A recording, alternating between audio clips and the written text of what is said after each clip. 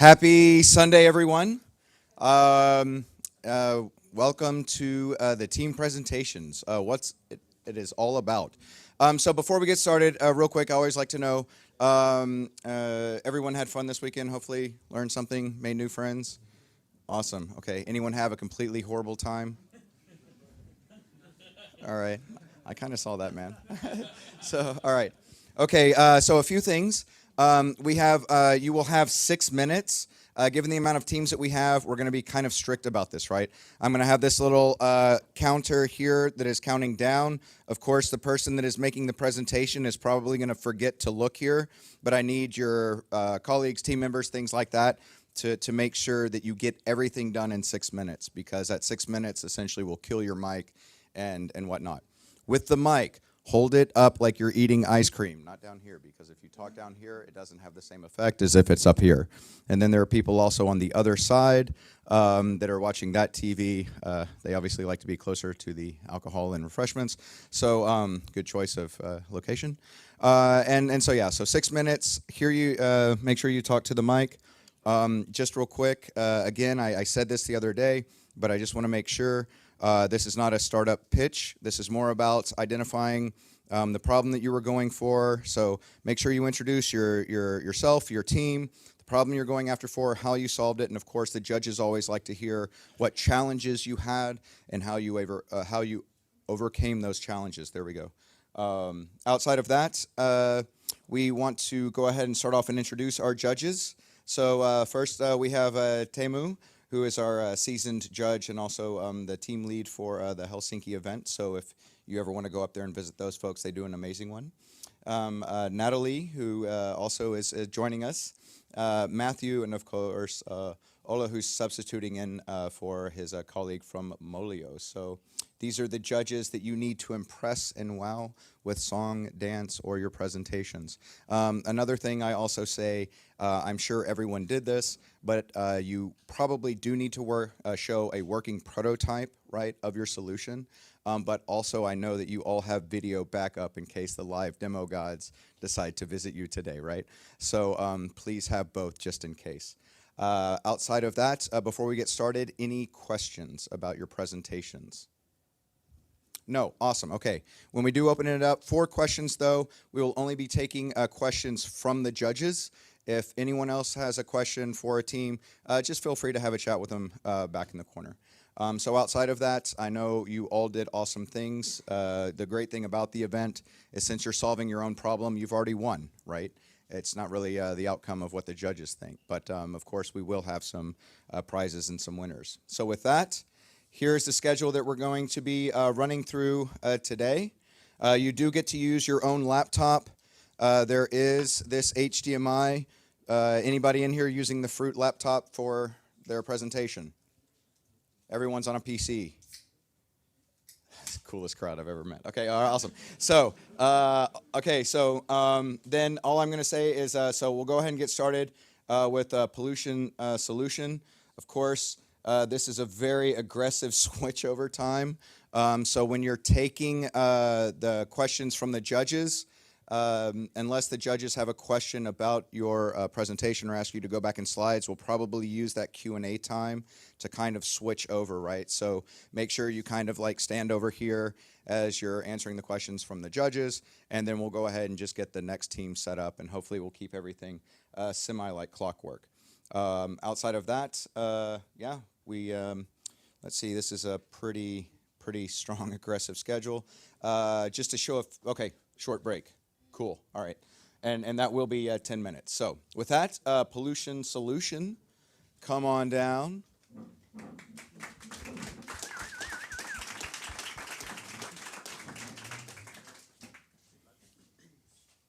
I'll get that, yeah.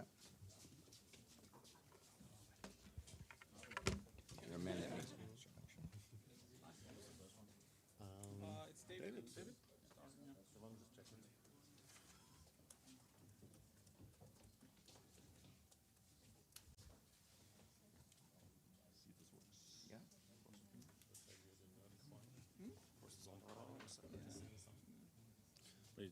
It's been shown over there, right? So I think we can spread out throughout the microphone screen. Yeah. was about to say, y'all got close over the weekend. Yeah. That's what it's all about. Hey, man, you know, it's about the friendships we make, right? Oh, it's over there. No. Yeah, I can handle the size. Okay. Yeah, else I can do it from here, and you can look over there. I think that's easiest. So when you're ready, the floor is yours. Okay. Just like to start and say thanks to BLOXHUB and AEC Hackathon once again for holding an amazing event, and also thanks to this amazing team that we managed to put together this weekend. So our team is Pollution Solution. My name is David Fink. I'm from Henning Larsen, and I'd like to tell you about our solution. But before I do that, how many of you, how did you come to BLOXHUB today? Did you ride your bike? Did you walk? Did you ride a scooter? But what do you guys think of the air quality in Copenhagen? Is it good? Bad? Could be better? When we started this project, we found out from the Google card that the air quality really isn't as good as you think it is. All of the green areas meet the WHO requirements, the yellow areas are on the border, and the reds fail. So you really should take into consideration again what you think about the air quality in Copenhagen. Of course, we have it better than most other places, but we think we can do better. And why should you care? Because the air pollution is really killing us. It's taking on average 2.2 years of our life away. And this is a solution that we can fix. So what should we do about it? Of course, you can stay at home, or you can just ignore it, go out into the pollution, or you can check out our solution, the pollution solution. The idea behind our solution is you find where you want to go, where you want to start, and the solution recommends the cleanest route, not necessarily the fastest route, but taking into account information that we've received from the Google car, we make recommendations on what the cleanest route from home to your office, home to picking up your kids, and we see that there's more potential in this than just transportation. So how does this work? Right now we have a web portal where you type in your starting point, you start in your finishing point, you click Go Safely. It'll show you both the fastest route and the cleanest route. And out of this, we found out we can get metrics, say, okay, how much can you increase your life? How much longer are you biking? Because then you get more fitness out of it. And what is your particle consumption along the way? And in the end, there has to be some kind of reward. So we found out if you bike further, you burn more calories and you can eat more cookies. So on top of that, we found out that we can also analyze the locations that you're riding through. So by clicking on the map, we just found out we could tie the Google data from the car to Google Street View, do some semantic analytics on it, and so you can get an idea of how much pavement, how much built environment, how much vegetation, and how much sky you're going to see along the route. And typically when you have the increase of sky and vegetation, you're looking at cleaner ways to get to work. In the future, we're talking about taking this to a mobile app, so you don't need to launch your PC or go into a website, but you can just wake up in the morning, pull your phone out of your pocket, check the pollution conditions, and get the best way to go to work. So from here, I'd like to hand it over to Ayub to talk more about the user interface and the solution. Thank you, David. So waiting for the mobile app, we developed a web-based application. So what you can see here is, or you can also hear is the is us cursing on the background. But what you see is pretty much based on the Google Direction API. You can specify a start point and an end point. He is going from the field to the Nurport. And on the red, so the red path is the suggested path by the API, which is what you get from your Google Maps app. And the green one is the adjusted map based on the pollution data. Next. And here I'm just going to hand it over to Mika to talk a little bit about the back end. Yeah. So in the back end, so we'll just take a step back because this is the solution that we wanted. Now we want to go back and talk about the issues that we were facing along the way. So all of the different components that we had to tie up to get all of this to work. So first of all, we had the Google pollution data. And while the Google pollution data contains all the pollution, is a relatively clean data set, we still needed to tie it up to some sort of graph network so that we can find the shortest path all the way through based on the pollution. And then we needed to implement an A-star shortest path algorithm that could actually find out what is the shortest path based off a penalty, where the pollution gives a penalty to a route that is more polluted, which means that the shortest path will be a path that is not along the maybe fastest. And finally, we had to get a user interface working, which was what Ayub just showed to us. And we'll just go into the more architecture part now with Ayub. Yeah, so maybe just to satisfy your nerd curiosity and how did it work. So we have the Google pollution data mapped into a graph network and then combined into a comprehensive database that can be queried using a RESTful API that was developed in C#. And then we have a front end, which is what you saw earlier, the web interface that was developed using JavaScript, and the user can, with which the user can interact in query paths. And to wrap it up, I'll pass it to David. So we also found out that this is a scalable solution. Since we have this front end built on a database, we can swap out the database with other data sets from other cities. So we can easily move this to Dublin, to Amsterdam, where Google has driven the car around, or we can go to Asia, where there's more polluted cities, and hopefully make a much larger impact. So we've made all of our code available on a GitHub site. So if you want to come in and play with it and tweak it, go ahead. So I think from now, I'd like to open up for questions.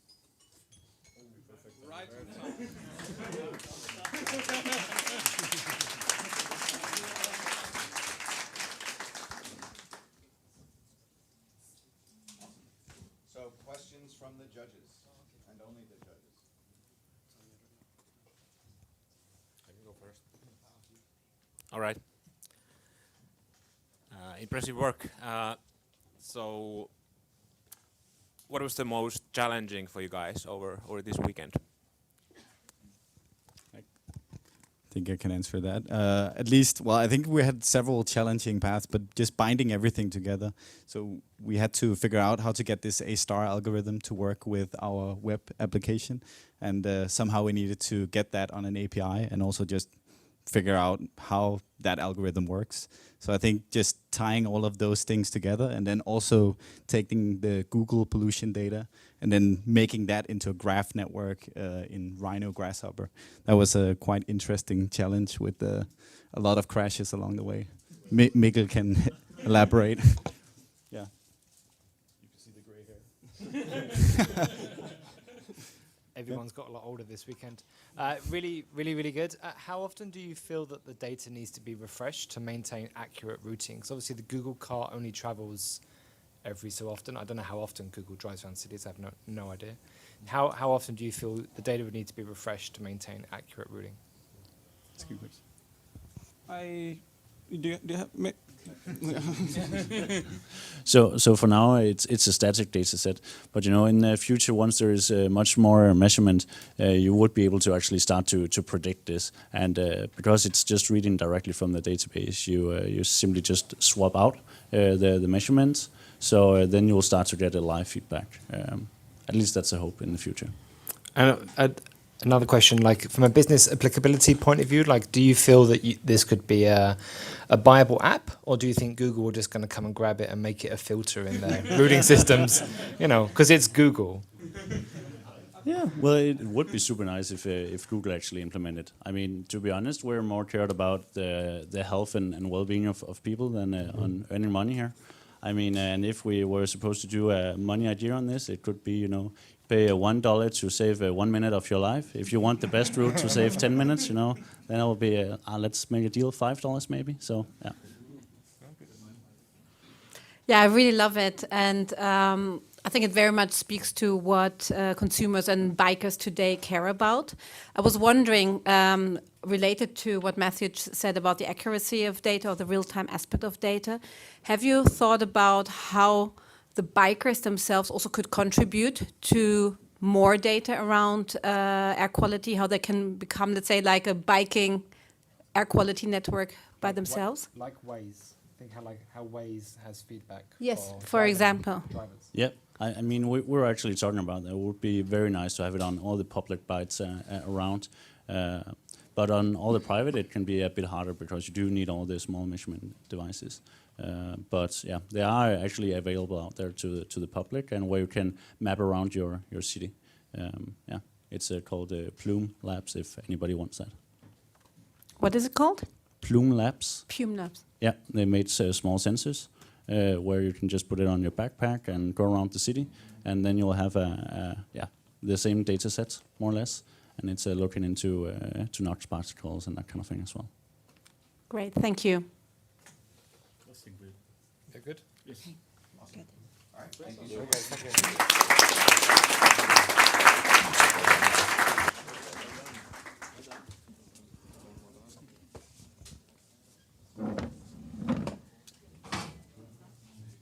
Awesome. See, man, you're so on it. Thank you. I swear. It's so nice when you work with professionals. No kidding. Everybody did an amazing job this year of really having good-sized teams. All right. All right. So, whenever you're ready. Hi guys, so we are team Readapt, and the problem that we're trying to solve is that 38% of global emissions are from the construction industry, and the demolition of old buildings often leads to a waste of usable construction components. We were addressing the SDGs number 11, 12, and 13, and we wanted to explore the 3 R's of reduce, reuse, recycle with the building when it comes to reuse. The best case scenario is that you can renovate it, but in our case, we are exploring the reuse of those components offsite. So, introducing the Readapt process.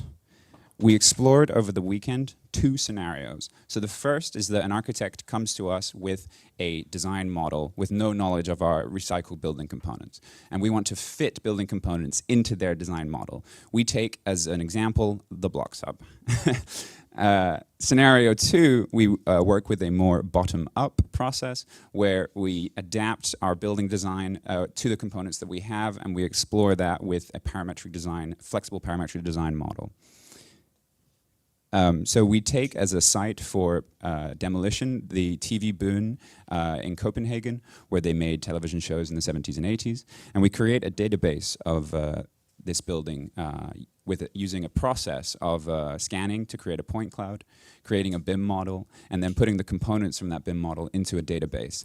And we use the Molio price database to create estimates for these materials, not including the material costs. We assume that they're free because they're going to be demolished anyway, but including the labor and transport.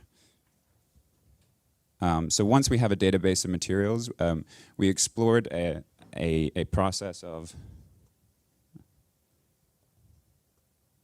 Sorry. Is it going to start? Okay.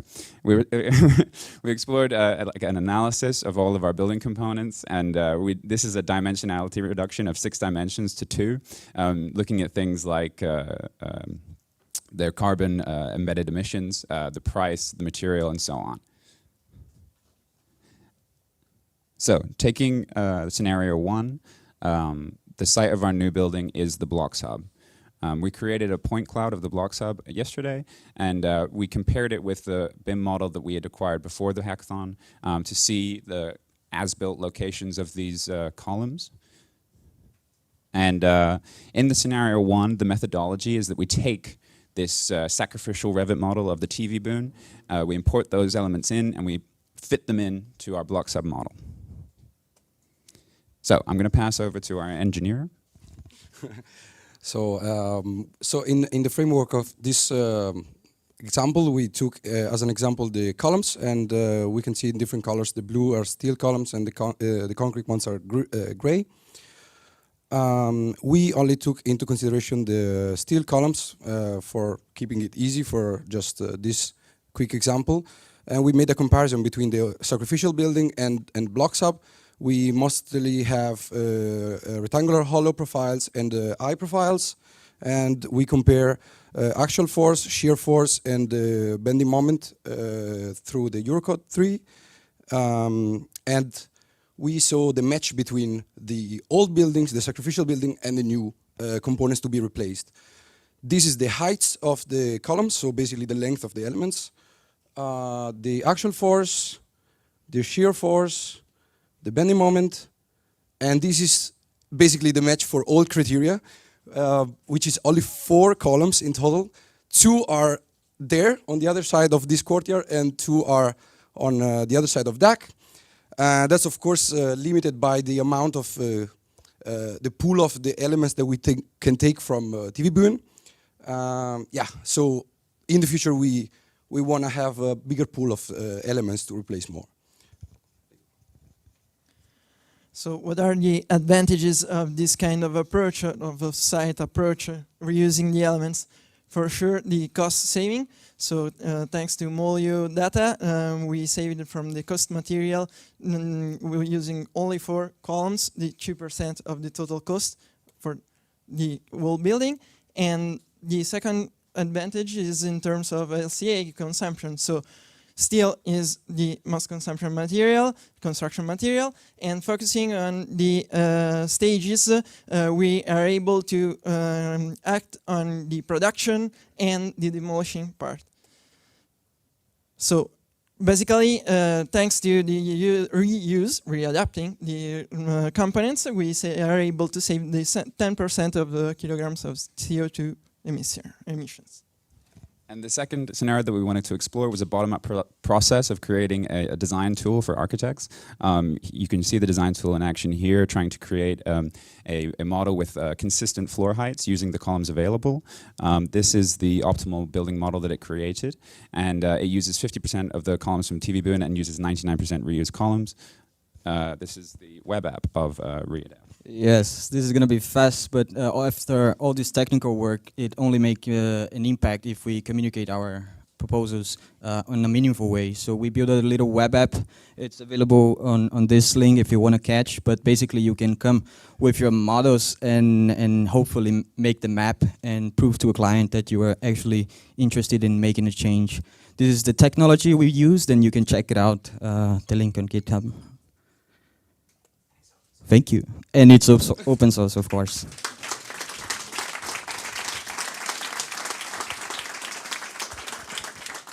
And I guess we're open for questions as well.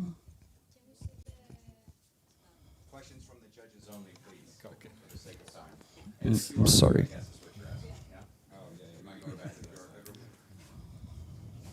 Thanks for the presentation. Very, very interesting, and I also like that you used our data. I'm a bit curious about what you're thinking. Process-wise. I mean, like, how will this work? So if I'm, where do buildings come? Where do buildings come from, and how? What are your considerations there? Would you like to take that, James? I mean, the idea with this is we just wanted to take one building as a case, but we see the vision as a much more scalable thing, where you would have many buildings that are being demolished and creating databases for them that can be used in many other projects. So it wouldn't have to be one-to-one; it could be many to one design new building. So basically, if I'm a building owner, want to tear down my building, I will upload the model of it somewhere, and then people can use it. Precisely. Thanks. Very cool. Thanks. I was also wondering the kind of scalability, because I don't think it's realistic to think that project would actually adapt the design based on the components available. Of course, kind of the objective of this is to minimize the use of virgin materials and maximize the use of reusable materials. So what's your plan on kind of making that really scalable, providing the volume of different projects, even kind of maybe using the material banks of existing buildings and see that they will be demolished in 30 years or something like that, and utilize that as well? Yeah, I mean, we wanted to take I mean, I think it would have been much easier to do something like windows or doors or something like that. We wanted to take a much harder topic of structural components, and since we had Lorenzo on board as a structural engineer, we thought we could try to really push that. But yeah, I think this technology would be much better placed for things like windows and doors, things you can just take out and put in another building, and there's no real structural problems. The monetary saving that you have in the bottom right-hand corner, that is based on the money you're saving by not buying the materials, or is it just taking into account time, labor, that kind of area? Yes, so this is the difference on the price of the materials that we don't get from the shelf, so we're reusing them. Okay. And like thinking about that then, yeah, kind of pre-building your database with potentially available materials, like having predictability on, because that's, so from a business point of view, like if I'm going to save 380,000 crowns, that's I'm going to pay you some money for that. Yeah. From that point of view. Yeah. So I think it's a team belief that this is not a company effort, but a society effort, that people should commit to making their components available to the market, and then we can hopefully benefit as an industry and not as companies towards a more sustainable future, I would say. So I think that's our belief. Yeah, I really agree on what you say, that this is like a societal effort to really get the whole industry engaged in this.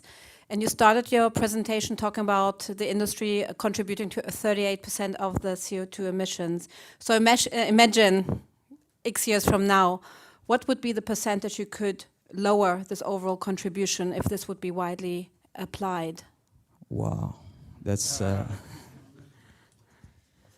According to some studies and estimation, we use data from European projects. The saving can be around the 30%, taking into consideration all the building components. Now we are focusing only on structure due to the limited timing, but the perspective is to save much more.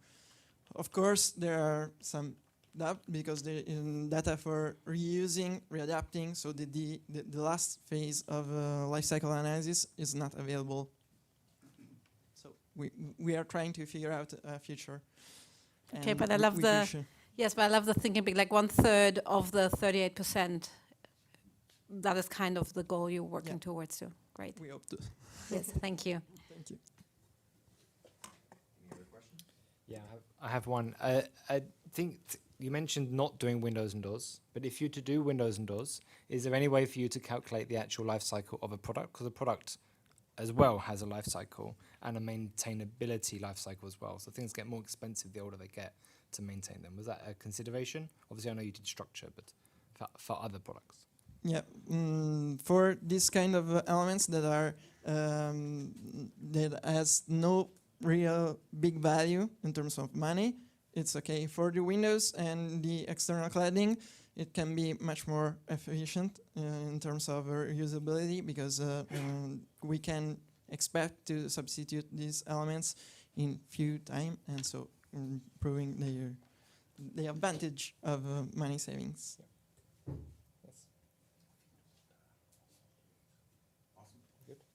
Thank you very much.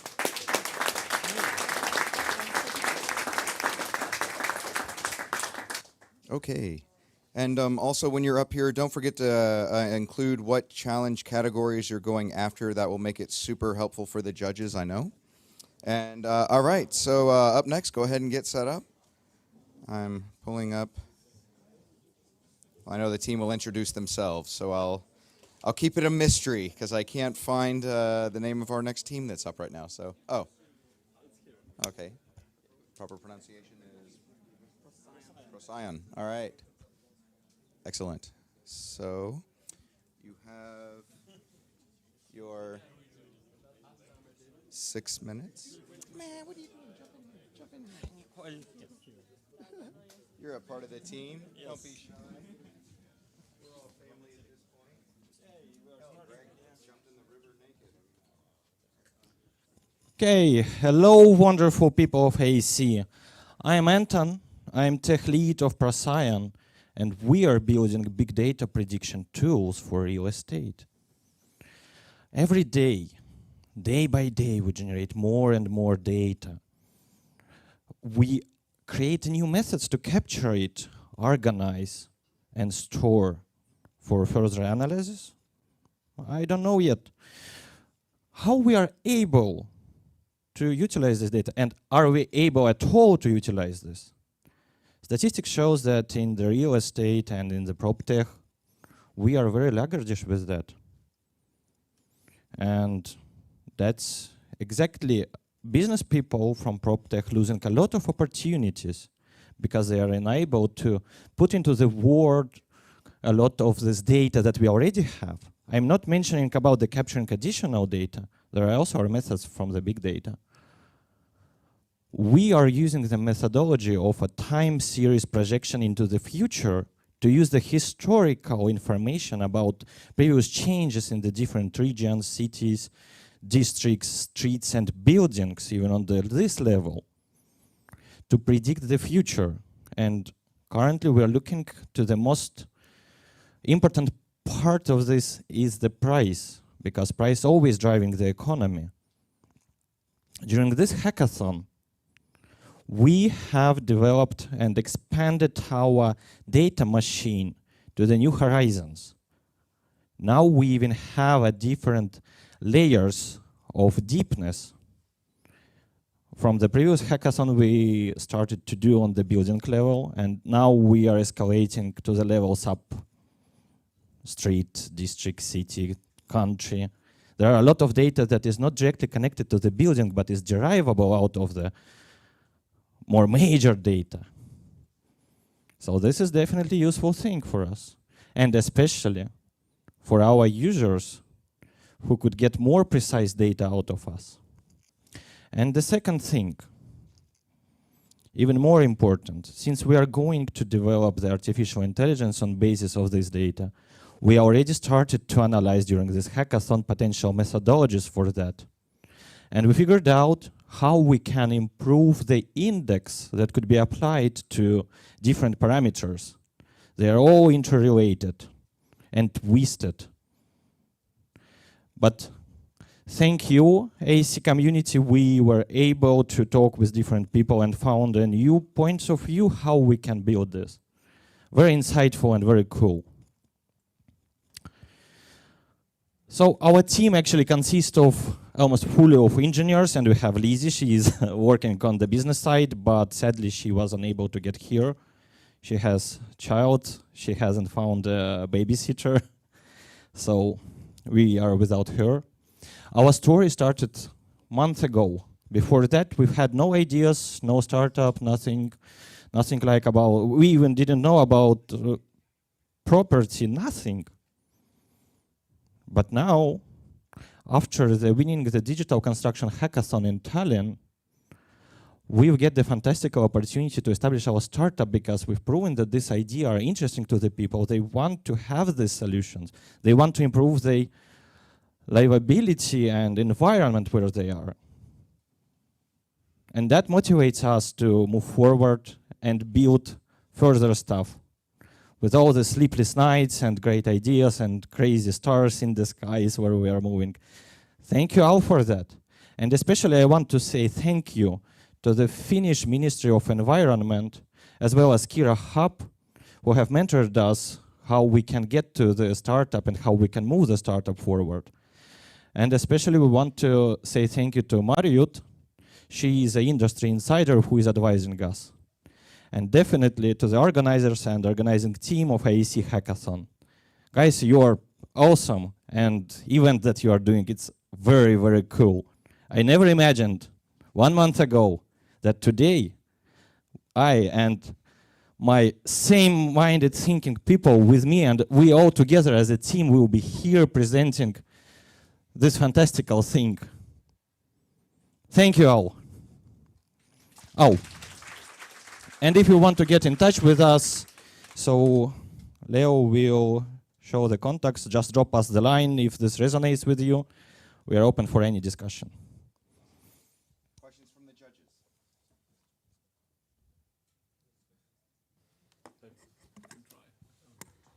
Oh, sorry, got caught on the iPad. Thank you for the presentation. Could you elaborate a little bit on who is going to use your solution and for what purpose they want to use it? We are actually aiming on the property developers. We've heard about the interesting story how sometimes there are happening very bad situations when property developers are making the decisions and business decisions without considering very valuable points. And that's our aim, to show them these points and show the potential scenarios how the future could develop. And based on this information, they will be way more informed how to work on that and work with the property for the sake of the all best for all of us. Thanks. So you mentioned that you started this 1 month ago in the previous hackathon. Can you be a little bit more precise? What did you accomplish during this weekend, during the 2 years? Oh, 2 days. These 2 fantastical days and 2 sleepless nights we've spent to increase the capabilities of our data machines to add new layers. We actually wanted to involve them on the previous hackathon, but we was not managed to add the street, district layers and all this stuff. Because again, I told that this is also connected to the other databases. We are not always have the data about the buildings. Sometimes we need to derive this data from the more global layers, let's say. From this information about the street, we can know more about concrete building on the street and particular buildings. And if we have some approximation, for example, for the street, and we know 5 buildings and there is a 6th building, we can take the information, use some magic, and say that this building has these properties. Can you extrapolate a specific business detail? So if a real estate business is coming to you, give me a real business example of how they will use the data to save something, like an explicit thing that they would be able to achieve. Okay, let's imagine the point that some company want to invest to build some building, yeah? Pretty simple case. They have the demands for this building to the infrastructure or whatever else, and also building a new property is a huge investment, and people who are investing money, they expect some returns on these investments in the future, that the property will go higher. And then they could decide in which region, in which point they could do this, and what are the price and result for that. Or okay, maybe a more simpler case that every one of us will understand. You are going with your family to build your own house. You have stored the money to that, stored them for a lot of time, and this is for you is a very, very, very personal investment, let's say. And you want to be sure that when you are building this house, in 10 years, there won't be a junkyard around. Because this will be very sad. Thank you. Congratulations. So you guys seem to go in record speed. How close are you to commercialization? So when could you serve your first customer? Actually, right now we are gathering call data from all open sources and doing the mathematical analysis of this big data to find the coefficient and indexes that we could put into the application. This requires a lot of deep math works, and this work should be done before implementing the artificial intelligence, but we are normalizing the data in our database. That means that we could already provide some simple comparisons. We are still young enough, and we are still looking for product market fit, and we are ready to take any advice on that. Actually, we are encouraging you to give us these advices. Great, thank you. No, we can give advice later. Thank you, guys. Y'all did an awesome job. You should be very happy and smiling. Oh, you did excellent work. Excellent work. Excellent work, team. All right. So the next team we have up is awesome. This is the mystery. Yeah, fuzzy bunnies. Fuzzy bunnies. All right. I dig it. I dig it. All right. So let's make sure you're. We are obvious, not architects.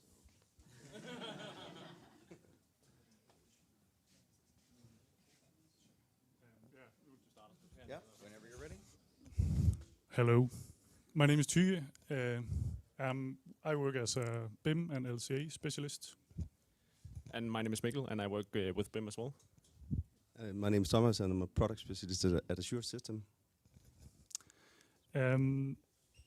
We had a thing about fuzzy logic, and we want to investigate the area of use. We wanted to find a way to make LCA and LCC calculations faster, regardless of spelling mistakes and disrupted data. As we know it today, the industry is a bit fuzzy and fluffy and messy, like the small bunnies or unicorns. Just a brief introduction to the principles of fuzzy logic. And the normal traditional logic is binary, hot and cold, like water. But it can also be lukewarm. The fuzzy logic algorithms calculate what's between 1 and 0, and that is what we want to utilize. We defined a structural plan.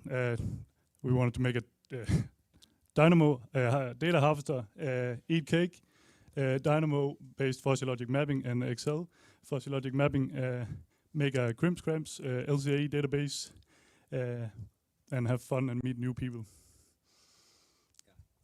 So this is different data we have collected in our machine.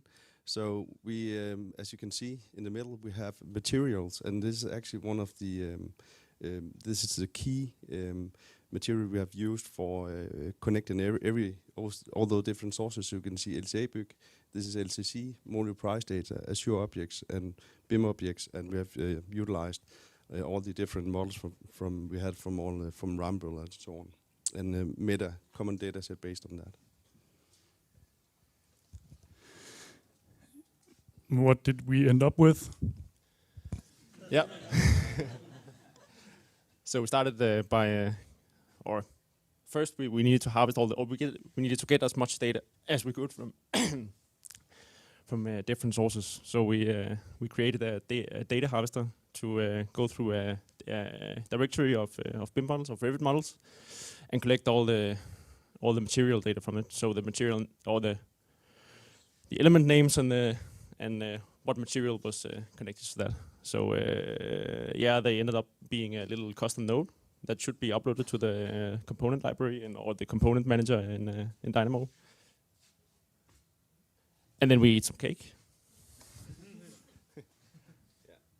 So now you should see what fuzzy logic can do. So this is actually the LCA book price library. And then we have all our different sources. You can see this is the Rumble school project. It's matching on material. We have the BLOXHUB model, and LCC book, and module price data, and the blue book as well. So this is all comparison that has been collected automatically without doing any mapping. So we actually joined on all the different data sources. So now we have LCA book on this side, but the algorithm is working with the price data, with the BIM object, with the Azure objects or the Rumble models. So this is only the different inputs that can map between them. So, yeah. Yeah, in principle, we were searching for the linguistic variables in the different databases and the models, so we can make our crimps, our messy database that we could fix up with the EPDs and on the LCA database. We wanted to investigate what have we done before and what can we use that for when we have a model. I get a lot of messy models in to calculate LCA, and we wanted to investigate the linguistics, and this is one of the tools we made, the Dynamo scripts. It fetches the linguistics from the harvest and LCA book and uses 2 or 3 fuzzy logic algorithms to calculate the linguistic probability of the tool or the mapping. It approximated around 11 million permutations per algorithms on the data we harvest. We harvested approximately 18,000 linguistic variables on material names, and tried to. We succeeded of making a map of the materials, and you can get it all for free.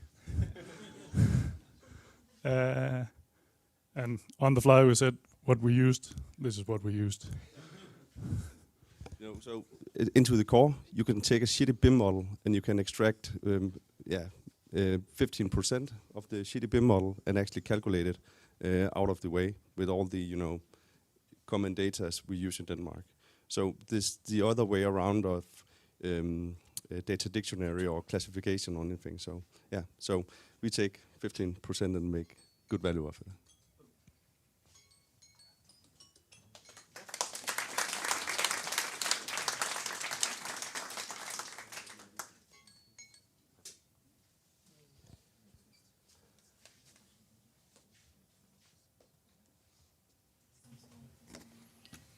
Good job, guys.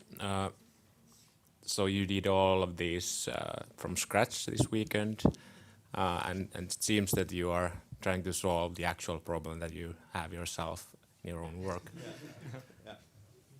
How do you see the potential of reaching the final goal of the end product there, automated LC and LCC calculation? We discussed it. It's approximately 2 days' work, I think. Regardless of the data we need to mine to make the database of krimskrams, we want to have a lot of more data. We thought Rumble had 30 years of data. That was not the case.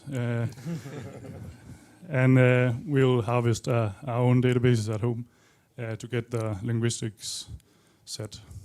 And yeah, there's a lot of different things we can talk about, the harvest, the structure of the harvest, or what program we harvest from.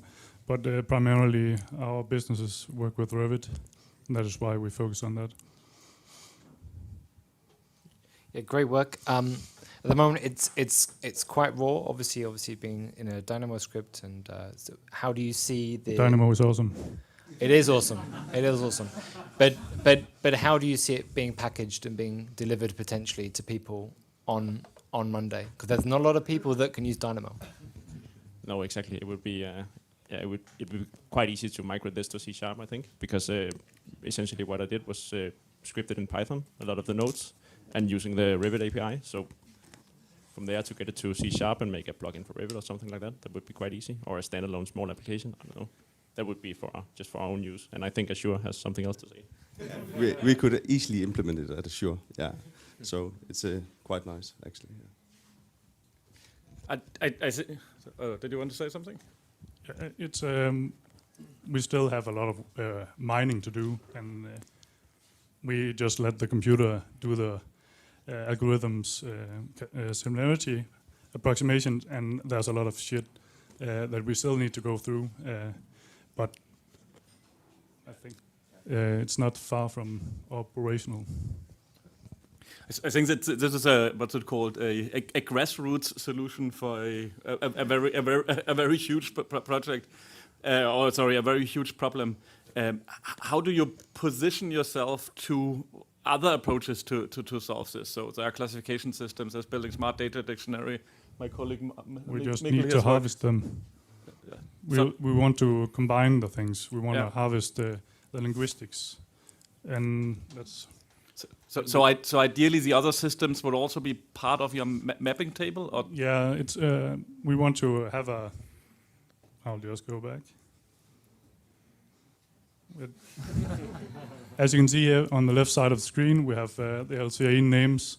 There are only 3. There's glass and glass byggesten, building block of glass, and the krimskrams words are on the far right side. That is in the middle, and the models where we got the linguistics from. So we need to gather more data so we can see when we have glass in the model, where does it fit into the rest. And also this project could be a part of expanding data dictionary and so on, and forwards, because it's all about the keywords also. So data dictionary is one-to-one, but this is more what do you do wrong for fitting it right. So yeah. But ideally you would then link to the building smart data dictionary, for example. Yeah, for example, we have all the links also behind it. So actually just hide it. So, but we have all the initial VNS, price data ID, and so on. So you can actually track the data back, where you have lifetime and cost. And we're not there. We're just in Excel and JSON and Dynamo, but it's a possibility to go that far. And one final question for me: Are you one thing that was a bit unclear to me is this a solution that you want to implement company-wise or country-wise or industry-wise? In my day-to-day job, I'm the only guy doing the job. Yeah. And no, I mean potential, not tomorrow, but ideally or potentially. Yeah, I think it's very important to focus on the meaning of what it's written in the models. That's the most important thing. That significance is the most important thing. It's not the description, if you understand what I'm saying. And we are the Danish industry are facing our new building regulations in regarding to LCA calculations, and I think this is a huge step moving forward to actually provide useful data early in the design phases without having any structure, and that's just very important when you need to take the right choices early in the design phases. So, yeah.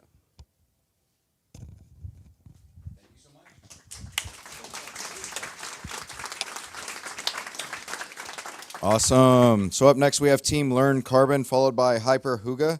Hope I pronounced that correctly. Also, something this is my bad because I didn't, microphones work two ways. You have to hold it close to your mouth and keep talking loudly. If you go like this, it does not quite work the same. So it's a combination of the two, please. All right. So as it comes up, project more so that way the people over there can hear you, the people online and other. So I know you know how to do this, so you've got this down. Amazing. Thank you. This is the one, it's why we have the best hack for humans real quick. So let's give a round of applause for helping us out. Okay. Hello, everyone. We are Team Learn Carbon, as you can see. We will do the team introductions for later. We are 4 in person and 2 online. In the interest of presenting at a hackathon, we decided to shun the PowerPoint and make a website. So you can go check out our work at learncarbon.me. So what we want to do is, the idea we had was to empower the architects for analyzing the relationship between the structure and embodied carbon in early design stages. So why did we want to do it? The problem statement, looking at the bigger picture, is that if we look from now till 2040, like someone in the jury rightly said, the embodied carbon will constitute almost 57% of the overall emissions through buildings, while the operational carbon will only constitute 43%. Now zooming in, the main issue is GWP or LCA calculations come in much later in our design processes. And we know that the cost of making any change in the later stages is very much as the project progresses. So what we wanted to do was to bring that power to analyze what the GWP potential or the global warming potential would be in the early stages itself. So we wanted to start early by empowering the architects to take these sustainable decisions. So we made a Rhino plugin, which is called Learn Carbon. It has 2 models. In the first one, you can input a conceptual massing model from Rhino, so what most architects do in the competition or conceptual design stages. And it predicts the global warming potential in tons CO2 for both stages A and B. The second model also inputs the massing model, but you can also give the target GWP value, and this plugin will tell you what kind of structural typology you should have in your project. And now this is how our plugin looks. We'll have a demo later, and I'll hand over to my colleagues to walk you through the methodology. Hi. Yeah, on a more technical level, we use the embodied carbon benchmark dataset, but the raw data lacked the column of the material type, of the construction type, and also there were categorical data in ranges, so we needed to convert it into numerical. You can go into the documentation page to see more details on how we did that, but we based it on research. And then we we used NumPy and Pandas to do that, and we trained the model in Google Colab with TensorFlow and Keras. We made the two models, one for regression and the other one for classification, as Kritika said before. And then we also validated the model, so you, in the documentation page you can see the results specifically. Thank you. Now the challenge was to just connect everything together, and to actually provide a UI for an architect that can actually harness all this power. And so the challenge was basically to connect both the ML model with a C# plugin through a Flask backend. And so that was kind of what we did. And it's pretty live and it's quite quick. So essentially every time a user would input different parameters, height, floors, whatever, it would call that train model and go forward with that and present you with the results live. And so here you see kind of like a quick demo. And so this is what the user would see. They would build some kind of massing concept in Rhino. Again, the preferred tool for most concept phases, which is, let's say, one of the most arguably important parts to get right in terms of GWP. And it would call the train model and predict what that CO2 potential would be in the next 50 years. And then the next phase would be actually just showing you that it's connected to this Flask server. And so every time you input a parameter, it calls that server and gives you the prediction live, and it's very quick in its feedback. So that's option A, where you actually predict the CO2. Option B is what my colleague mentioned, predicting the structural type. So you input, same thing, massing, and then say a client wants a very ambitious target GWP. We could, let's say, predict what kind of structure they should probably consider. And then with that, there's this feedback loop that, oh, the structure's too big, actually have to reduce it, consider wood hybrid, etc. That's the, let's say, the whole process. Thank you. So we all know that there are several benefits, but there are 4 that we highlighted. We know that maximum is the structure is the maximum contributor to global warming potential in most buildings. And that is why if we target that part of a building in early stages, we can reduce the whole building life cycle impact significantly. Secondly, in Model 2, we targeted an enabling roadmap to achieve ambitious certifications like LEED, DG, and B. Thirdly, we want to predict for stages beyond cradle to gate, which is the stage B, the operational stage that we as architects cannot look at right now when we just have some product specifications and the EPDs that only take into account the product stages. And fourthly, we want to have the offices, like we want to give the offices an ability to create their specific data set, train the models, and also document how they are performing in terms of LCA for their all projects. Some limitations that we arrived at, limited data, of course, because we did not have the bill of materials and quantities. The LCA quantities that we used were from Carbon Leadership Forum. There were no guided structural principles, and there was, of course, a disparity in the LCA methods in different countries and how EPDs are reported. And we have some pointers for future work, like integrating the structural design, predicting percentages of material quantity, and also, if possible, collecting and documenting a data set with both BOQs and LCA values. And that's our team. We had 2 people online, as I mentioned earlier. And yeah, we'll open it up for questions. Just one last point, we have a working demo here, so if somebody wants to check it out now, you can. But there is also a link to download the plugin directly, so you can do that as well. Thank you.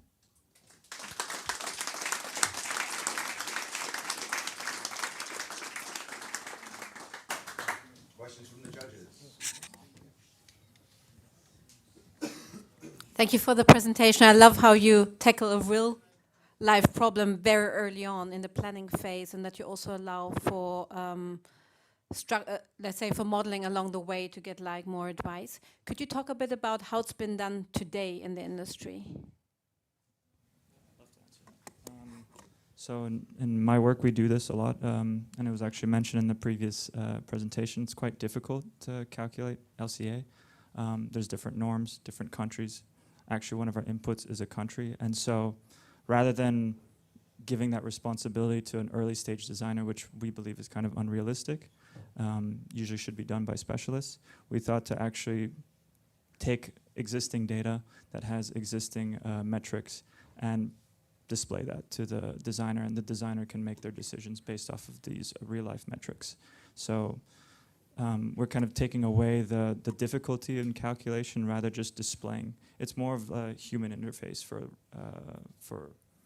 designers, and hence the term learn carbon. It's not just we're using a machine learning model, it's also for designers who are very responsible for our built environment in the early stage to actually learn what they're doing and have this feedback loop be instantaneous.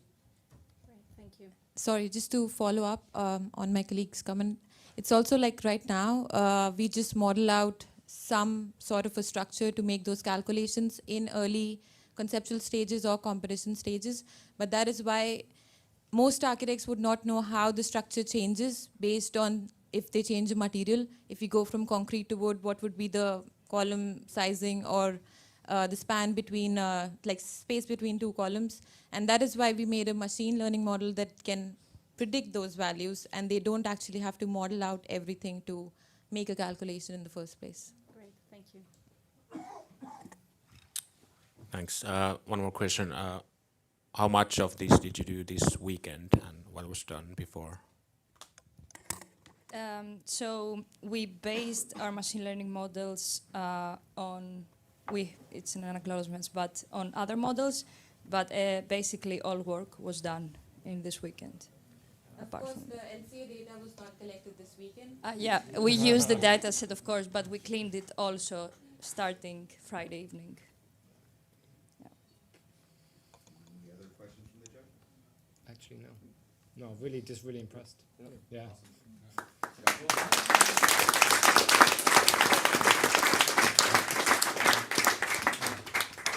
Awesome. So up next we have Team Hyper Hygge, and then followed by Goldfinger. All right, so.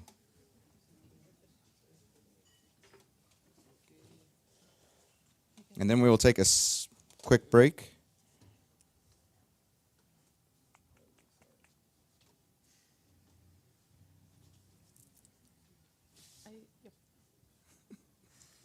Go ahead and. Do we need to rotate this? Go ahead. Sure. What? Is it good? Yeah. Let me give you a little bit more elbow room there. Okay, so you should go next. So again, don't forget to list what challenges you're going for. Also, I think it was put in the LinkedIn group, but if you're taking pictures, have memories to share this weekend, make sure to put it on the Bird Twitter, hashtag HackAEC, and whenever you're ready. Okay. Thank you. Hi everyone, we're Team Hyper Hygge, and over the last 48 hours, we've been working hard to enable greener and healthier cities by tackling hyperlocal noise and air pollution through data-driven generative design to manufacture. So the problem is very well known, and it's actually really close to us. No further than the corner of BLOXHUB is a kindergarten, and on average, every day, children going there smokes 1 cigarette. It's an overwhelming, because of the overwhelming road traffic, there's enormous stress on our population, and air pollution accounts for approximately 10% of death every year. So what do municipalities do?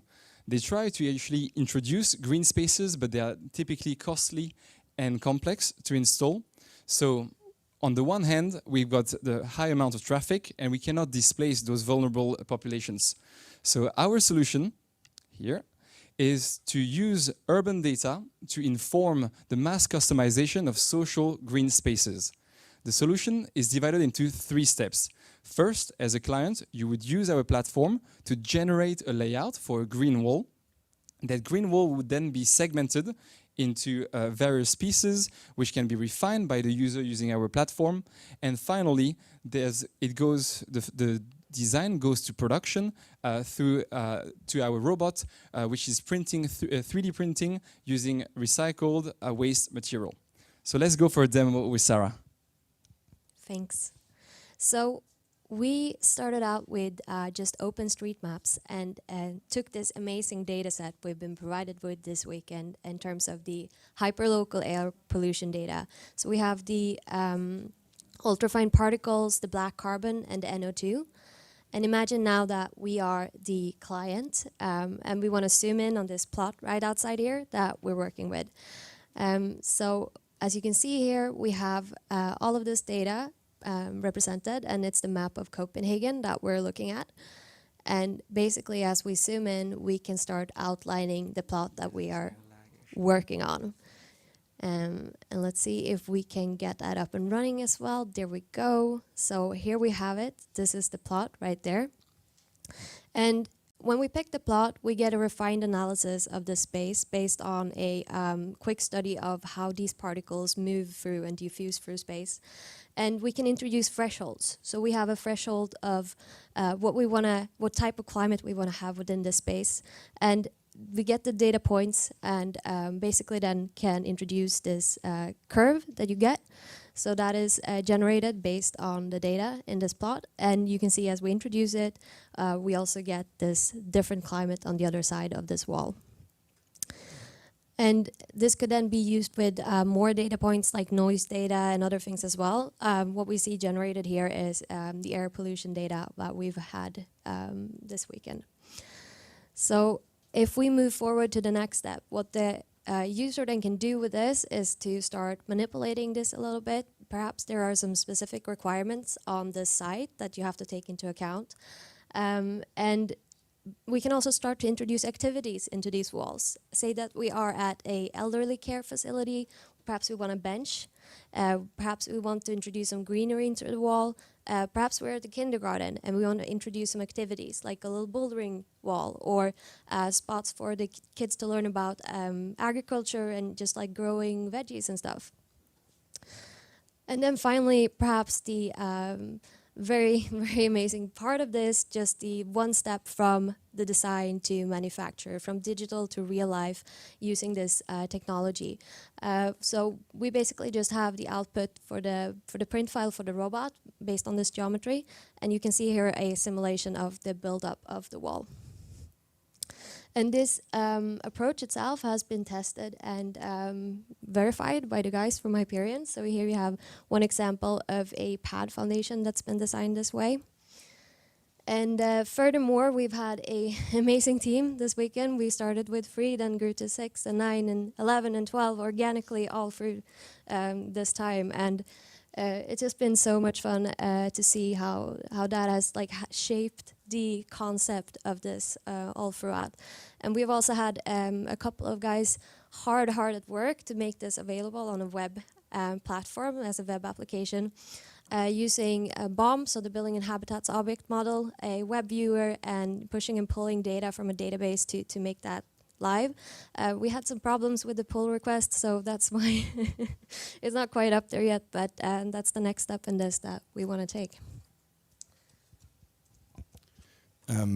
Hello, I got the honorable task to present the benefits of that, and I think you've seen in the render, the first and foremost biggest benefit is we have measurable health impact of the youngest and the most vulnerable of our society, and we can really utilize this data more efficiently and make something good with it, and also improve the greenness of a city. Like you've seen it, like we went for walls. Maybe not such a nice surface, but like with our technology, we can really individualize it, make it very, very beautiful and aesthetic, introduce some more greenery, and just like improve the overall well-being of city citizens. And you know, we as 2021, we need to have a sustainable impact, and with our solution, we do that because we really go after the circular principles. We reuse wasted materials and sustainable concrete in our 3D printing process. And we also increase the social accessibility by what we call democratizing the access to green space. Not only for citizens, but also for designers and creators. So our platform makes it really, really easy to improve your daily living, reducing pollution and impact, like we said, on the most vulnerable. Thank you.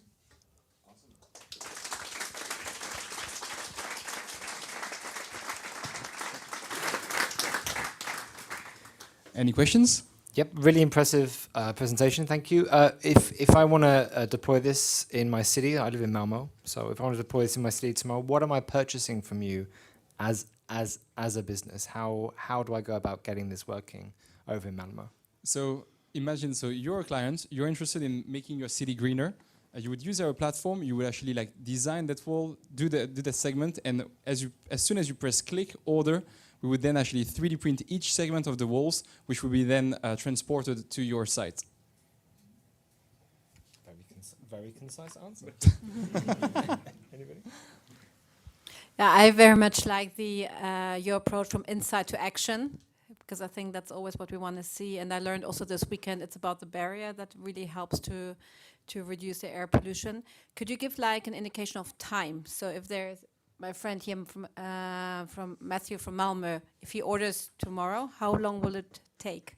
Well, I'll try to speak from experience on behalf of the Hyperion team. That foundation was printed in 1 hour and 20 minutes and is weighing 1.5 tons. So we can imagine each segment of the walls that Sarah designed perhaps weighing 1.5 tons, 2. So we can imagine 2 hours. Every 2 hours we can print a segment of a wall. Yes. So basically, imagine that wall around sheltering that kindergarten outside of BLOXHUB could literally be printed within a week. Beautiful, thank you.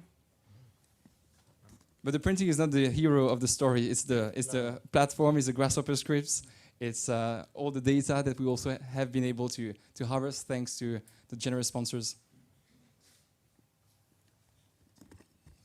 I'm a bit curious about another thing, and that is you mentioned you were 11 people. You had a broad span. 12. How did you organize your work? How did you? What was quite amazing is that the group just self-managed itself. There was no one idol. It started with 3, the 3 members that won the Digital Hackathon 2021 in Helsinki and Tallinn. Then it grew to 6 with the participation of 3 other team members from Hyperion Robotics.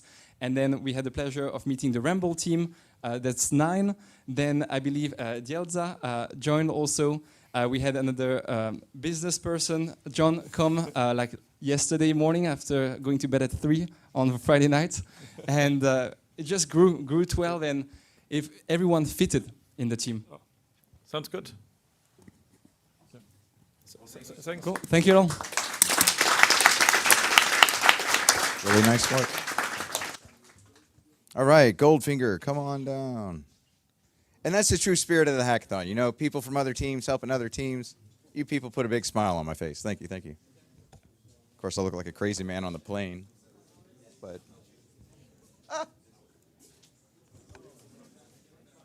Yeah. Wow. Nice work, man. Pressure's on with you, though. Better see some good shit, man. 6 minutes? 2 minutes left now. You only have 2 minutes left, that's right. He's so good, though, you only need 1.5 minutes. I've seen him present before. I need 0.07 minutes. Actually, you know... Is it sharing? No, but this is for the... Only because I'm an Ian Fleming fan, all right? So it's like... All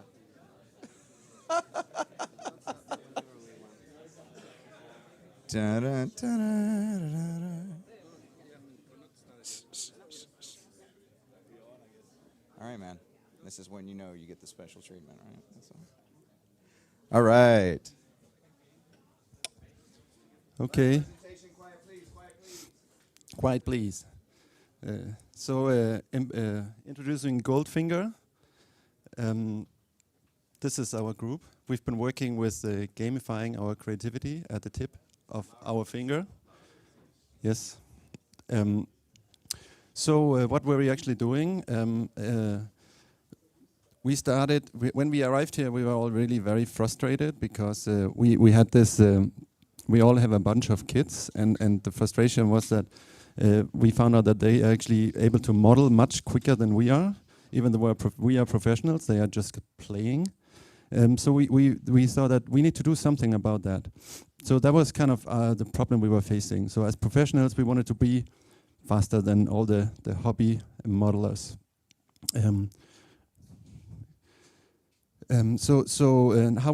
How were we going about it? So we are thinking about how can we turn Rhino as our preferred modeling platform into something that would remind a little bit more about a game, and we also wanted to maybe even export that to a website so that it could run in a browser. But still, we wanted to be able to harvest all this important information that everyone is talking about, why we are doing all this analysis in early stage. So of course we want valuable information at an early stage while we are actually designing our buildings. So we turn to abstraction level voxels because we are thinking by having, let's say, a unified format, drawing things in voxels like Minecraft or Townscaper. We can actually streamline a lot of things downstream when we're thinking really early phase brainstorming. We can get quantities, areas, we can do simulations, and everything will match your format. I mean, it's much more uniform than even, IFC. Yeah, next. And when we use voxels, we can use an algorithm called wave function collapse, which has actually been using for 10, 20 years, maybe more, for computer games where you do different computer maps, and then the algorithm will actually fill out. So if you know you have grass turf one place and water next to it, maybe the stuff between it should be a beach, for instance. So it tries to solve this puzzle of what geometry to put in which voxels. So when you're defining these voxels, you need to place something in it. And then it comes the modules. So we used a standard module size of 3.6, 3.6, 4.2, which is a sort of standard Danish way. And we started to dividing it into different segments. So architectural segment and landscape segment. And this is an example of a volume or a module. So this is wall number 1. And from this, since it's a very basic geometry, we can do calculations directly on it. And then when it's placed inside of this grid, we can use these to calculate more efficiently. These objects can be BIM objects or whatever, but for our example, we used very simple geometry. So this is a standard layout of our roof system. So we have straight lines, corners, and the protruding surfaces and extruding surfaces. And when all these modules are created, you need to create the connections between them so that they can be placed, as Matthias said, into the grid in a more correct and easy way. And here we have the example of our system of modules, and it grew a bit exponentially in a way. So to gamify this experience, we created a Rhino interface where you can click and place these modules. So the voxels need to be placed into an envelope and generated from there. And a first landscape iteration, which did not fail, which failed a bit. And here is kind of the end product. It grew in complexity, so the VFC part needs to be polished a bit more. So if someone can pick it up, it's all on GitHub, but there's more. Yeah, as the guy said, I guess the aim is, Rhino is a professional environment for professional designers, users, people who know how to model, they have all this information they can add. If we're going to start talking about easy formats and the idea that, we want to open up the modeling process to more people, or in a kind of a kid-like way, best places to put it is on the web. You go back a slide. So simple tech stack. We had the Firebase for deployment. We did a view app, 3JS viewer, simple functionality. You guys can go to it, gamecity.web.app. And yeah, that was pretty much it. The idea is that you kind of communicate between web front end and then the back end. So what we did to get this functionality to communicate between Rhino and the web, so you can actually click in the web and it will show a box in Rhino and vice versa. We shared the data on a real-time database called Firebase and connected the two. And if you look at the Grasshopper workflow we set up, we have an engine that interacts with your mouse, adapts the voxels, makes your world. And then further downstream, because we're in simple voxels, we can do all the post-processing, we can do analysis, daylight, square meters, cost, and so on. But we can actually also look at some game mechanics that we'll come back to if we have time. There's an example of how we can try and make some scoreboards and stuff like that. Further development, we could sort of make some puzzles. So we could say, okay, I want to beat the shit out of this plot in Berlin or Stockholm or wherever and see who has the high score in this plot. So if you have a very dense city, you will get scores based on your neighboring buildings, and you could compete against your neighbor. We have proposing 3 different game modes, where there's like creative sandbox, that's sort of Minecraft mode, but will still highlight different invisible parts when we're designing all the non-visual parts of a design. And there's collaboration, multiple people in the same model, and then there's sort of a battle mode that could be a game where you could compete against each other, trying to who could capture a plot first, basically, trying to gamify it. Everything is shared, open source, free, and thank you.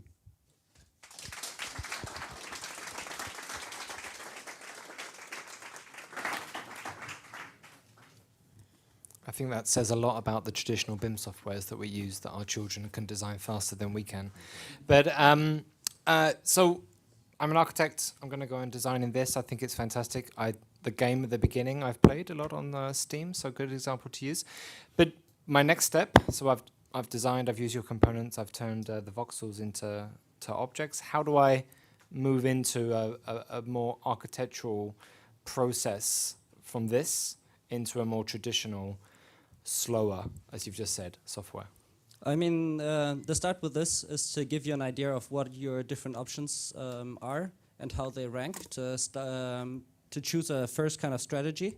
And then from there on, with that strategy, you can either continue with your regular kind of tools, or you can start refining, making the grid smaller, and then seeing how you go from there.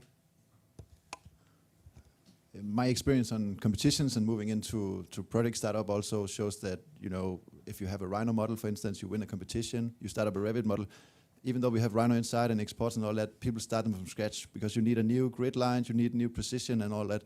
So this is just like a pre-phase to that, because obviously we won't build this, but on the other hand, you won't build your graphical Rhino model. Yeah, true. Good answer. So are you guys planning to use this in your pipeline? I would love to refine this and use it with clients when we are talking different approaches to a site. I would also love like colleagues who know it's good to focus on LCA and price and so on, but don't really understand how do you do the LCA, how do you do the price. And with an app like this, you can actually get a feedback every time you add or remove a voxel, and you can sort of see how it affects the different outcomes. So, and to be honest, we don't have so many kids, but we have a lot of colleagues. So this is actually something that we found out talking to our colleagues, because some of them even find it difficult to move into a new modeling application. So this is also to enable a new kind of entry level to start to work more parametrically if you're coming from a different software, which is maybe a little bit more limited. You looked, when you came up here, you looked like you had a lot of fun this week or this weekend. But I was a bit wondering, I mean, you almost answered also, and to what extent is this also a tool that can enable other people to model that usually not model? And what are the implications of that? I mean, following up on, like half of this group was a group here 2 years ago, and we were looking at a dialogue tool for neighbor hearings and the process of applying for building permit. I mean, this will allow your neighbor to sort of, I don't know, sketch an alternative and say, if you remove this voxel, you get a roof terrace, and I get my view to the water and so on. So it enables lay people also to engage in this process. Just add for 2 seconds. Also, I mean, there was the idea of opening up to new type of people, not only in new environments like the web. Of course, when you're in 3, you can do multiplayer collaboration. It could aid having a discussion about simple volume.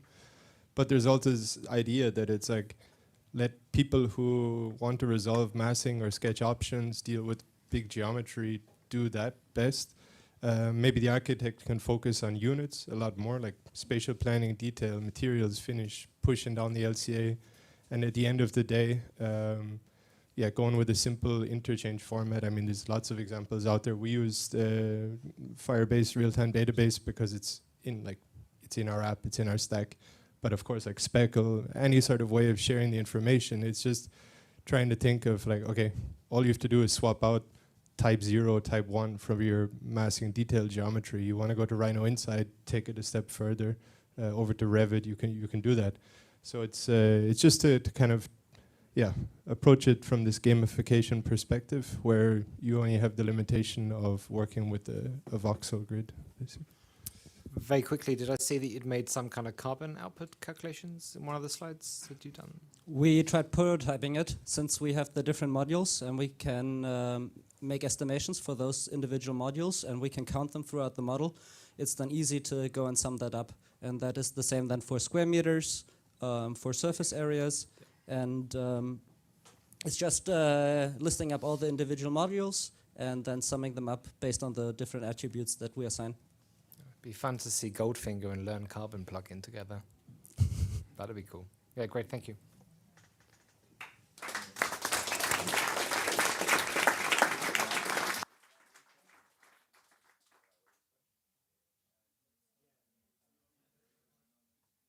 Awesome. Okay, so we're running a little bit behind schedule, but we definitely want to give you time for a bio break, grab a drink or something like that. So it's going to be about a 7-minute break instead of a 10-minute break. So go ahead, grab what you need to do, and come back quickly.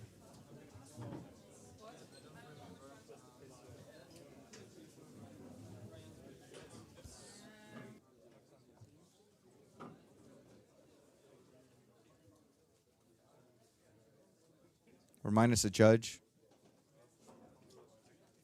Anybody feeling judgy? Oh, wait, there he is. Okay, never mind.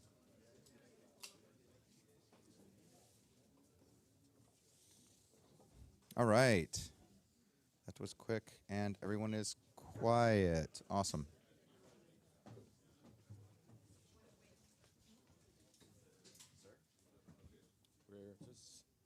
Just. Okay, maybe I can start even before you start the time then. Okay, so everyone, we are a very diverse team of some engineers from NIRAS here in Denmark, and then I was lucky to headhunt some more participants at a conference in Luxembourg 2 weeks ago, the Linked Data and Architecture and Construction. So LBD, short for Linked Building Data, that's what we're doing. Yeah. So status quo in the industry, if you go to the next slide there. We have a situation where where we as designers sit there and we draw very detailed drawings of how we envision that the thing is going to look like on site.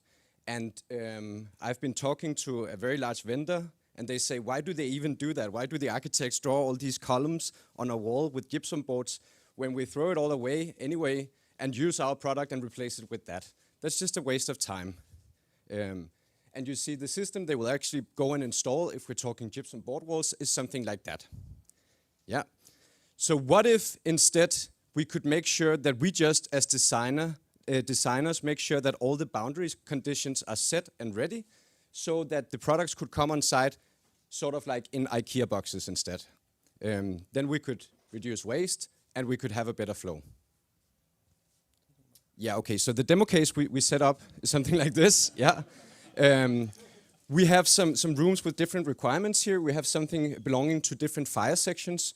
We have something heavy that needs to be hung on a wall. We have a wet room. We have a room that will create some noise, and we have a room that needs to be silent. Those are all setting boundary conditions for what products can go and fill the gaps. Yes. So also something about the infrastructure we're using, which is actually quite important for just the use case. And for us, it's really important to make it scalable, to not make it anything about the use case itself, but like just build the use case on top of an infrastructure that can support multiple use cases. And for this, because we are the linked building data team, we are relying very much on linked data and the semantic web, as you might have recognized from the front image. So the idea is that we are using Solid. It's a novel project that built upon the World Wide Web and lets everyone have their own kind of data repository and give everyone who they want to give access, like just very fine-grained access to this data. So it's kind of a decentralized common data environment where we are building our project on top of. So there is multiple stakeholders. They all have their own project data.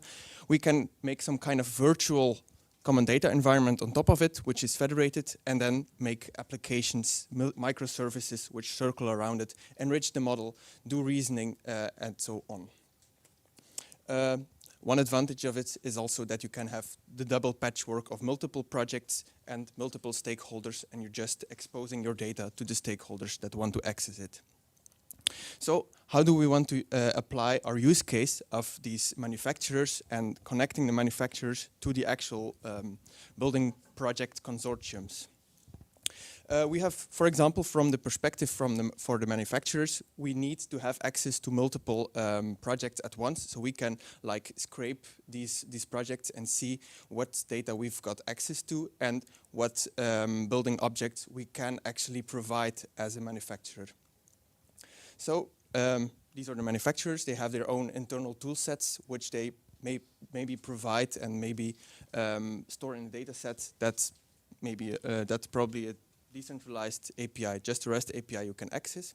We also aggregate them. So from the perspective of the building projects, you can also access them, and actually we get this kind of sandglass where multi-to-multi relationship exists, a federated network of both manufacturers, data providers, service providers, and distributed projects. And in this hackathon, we focused largely on making the GUIs on top of this network. Sorry.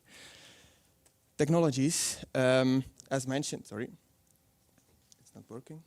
Yes, as mentioned, we're using the Solid framework, but we're also using C# Building Smart. We convert IFC models to linked building data. We're using federated querying technologies, Angular, Node.js, and of course the Raspberry Pi, which is actually our own part of the federated CDE we're trying to make. Yeah, so this first implementation is just, it's not playing, right?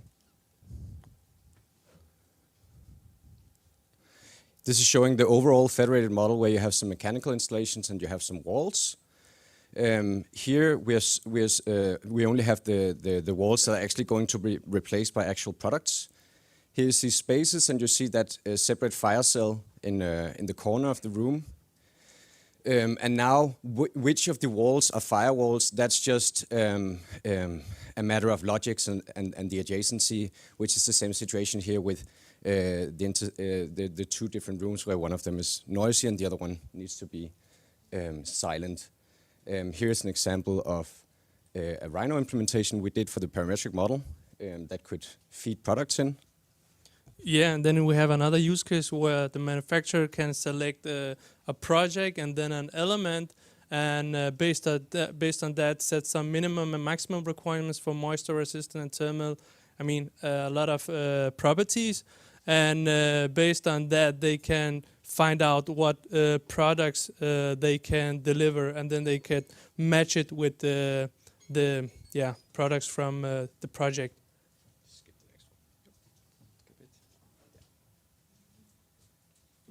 Who's taking this one? So yeah, maybe if we're still talking about technical difficulties.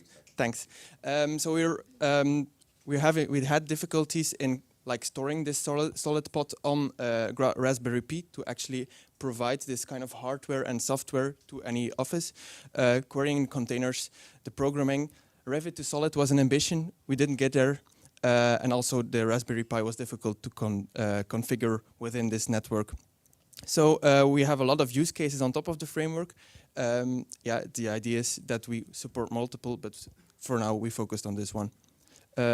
Why is this cool? We have multiple use cases that we can support on top of it. And thank you very much.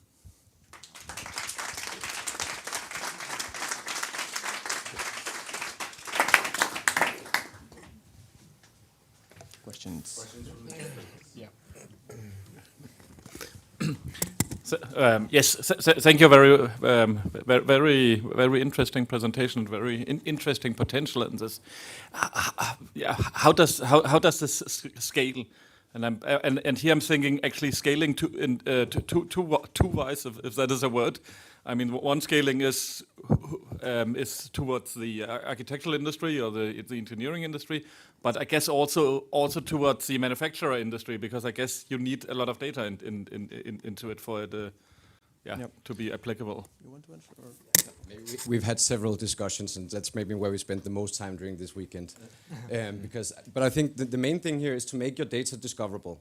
So how did you get the flight scanner services, Skyscanner and Google Flights and all that? Yep. That was because data was available. And now we are making you able to take your product, your construction data and making it available so people can scrape it and provide their products. So I think it's very much a chicken and egg discussion, this, like what should be there first. And we don't have a solution. We have a technology that could probably accommodate this, I think. Maybe I can add something more. So it's all about the access control and the ability to give everyone their own identity on the web. So I can really give you specifically access to my data. So for example, if there is a manufacturer service, we have this kind of agreement that they can access my data, but it doesn't mean like anyone else could access it. So you can really fine-grainedly say, you can see this wall, you can see its properties, but you can't see anything else of the building because that's private or you don't need to have that. So it's about providing this web identity to stakeholders in the AEC industry. Really interesting approach. I got a little bit lost in somewhere. What was the Raspberry Pi used for? Yes. Okay.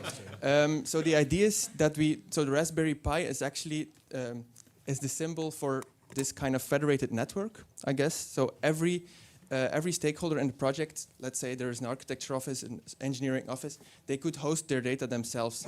The Raspberry Pi is like the iconic server, I guess. So every office would have their own Raspberry Pi instead of uploading it, for example, to a central CDE. We're having this decentral CDE and you manage the data yourself.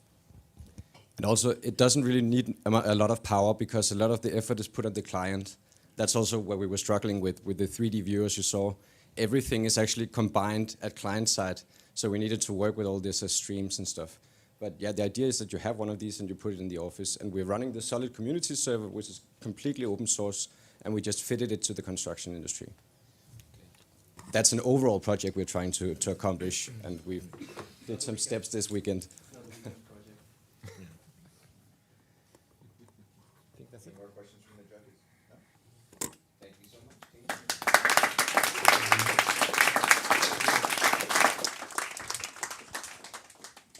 All right. All right, we are here. I like that. It's a good thing to hear. All right, so up next, of course, we have a team AFRY. Then on deck, we have Paper Sketch. So.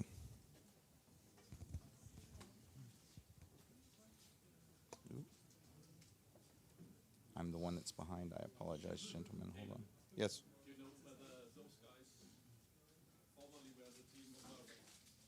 We're the team of what?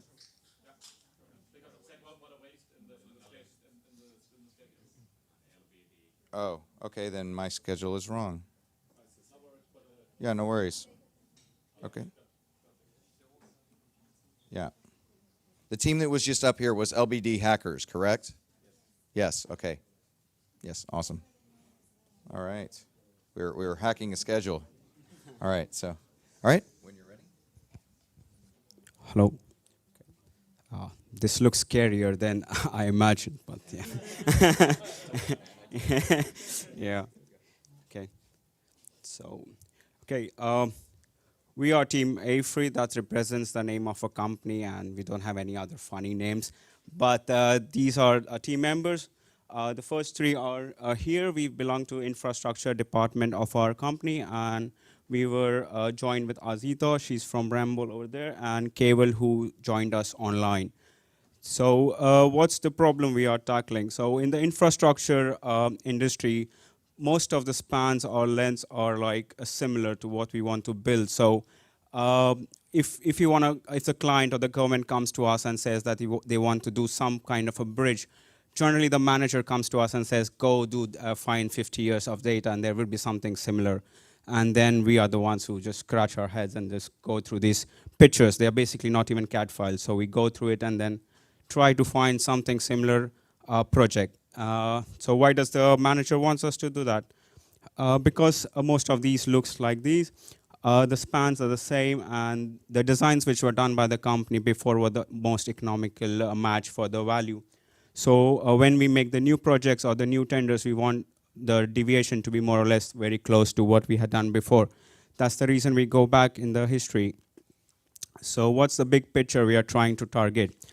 We try to develop something which can scan all those past images and have some kind of a text detection, which can give us and filter out the data without going through the entire bunch of data. And then the engineer doesn't have to do everything from scratch. He can basically compare his solution with the existing solution and match the parameters like cost, carbon footprint, and that can be used for preliminary design or for the tender stage to quote for the projects.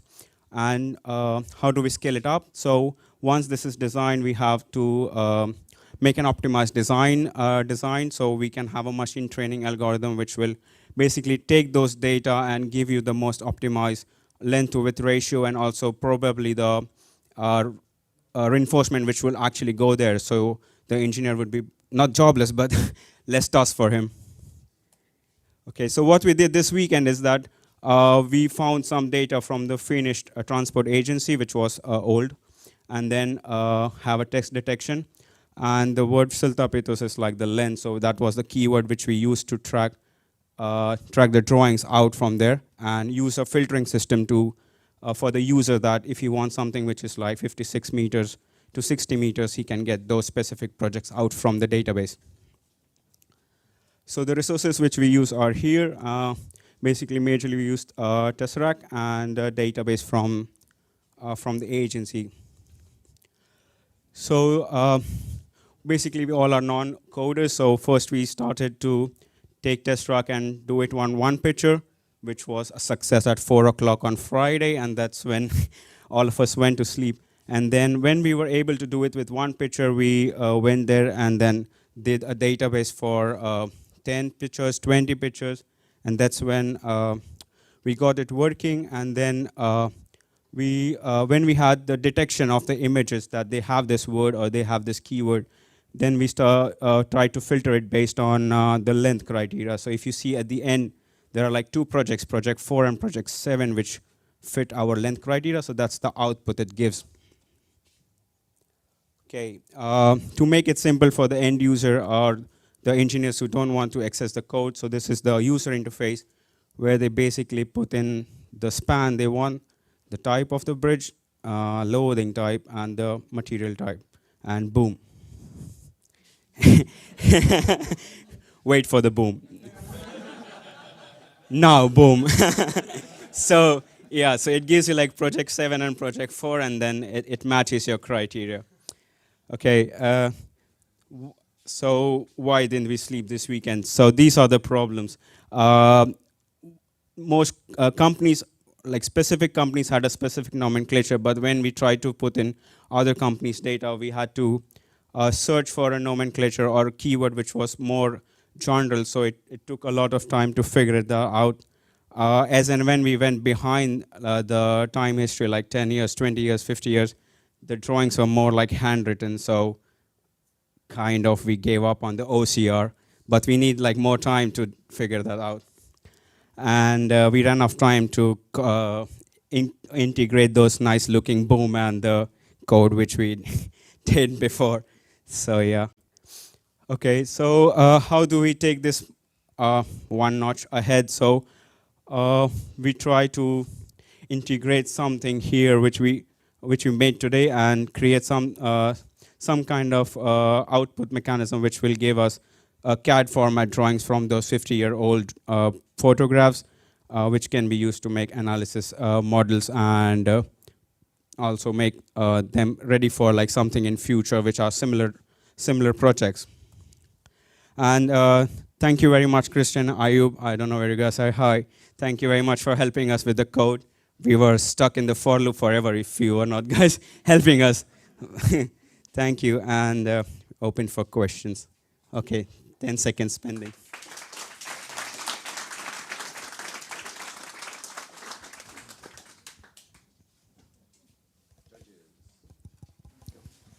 Thanks. Really cool approach to increase productivity in your own work.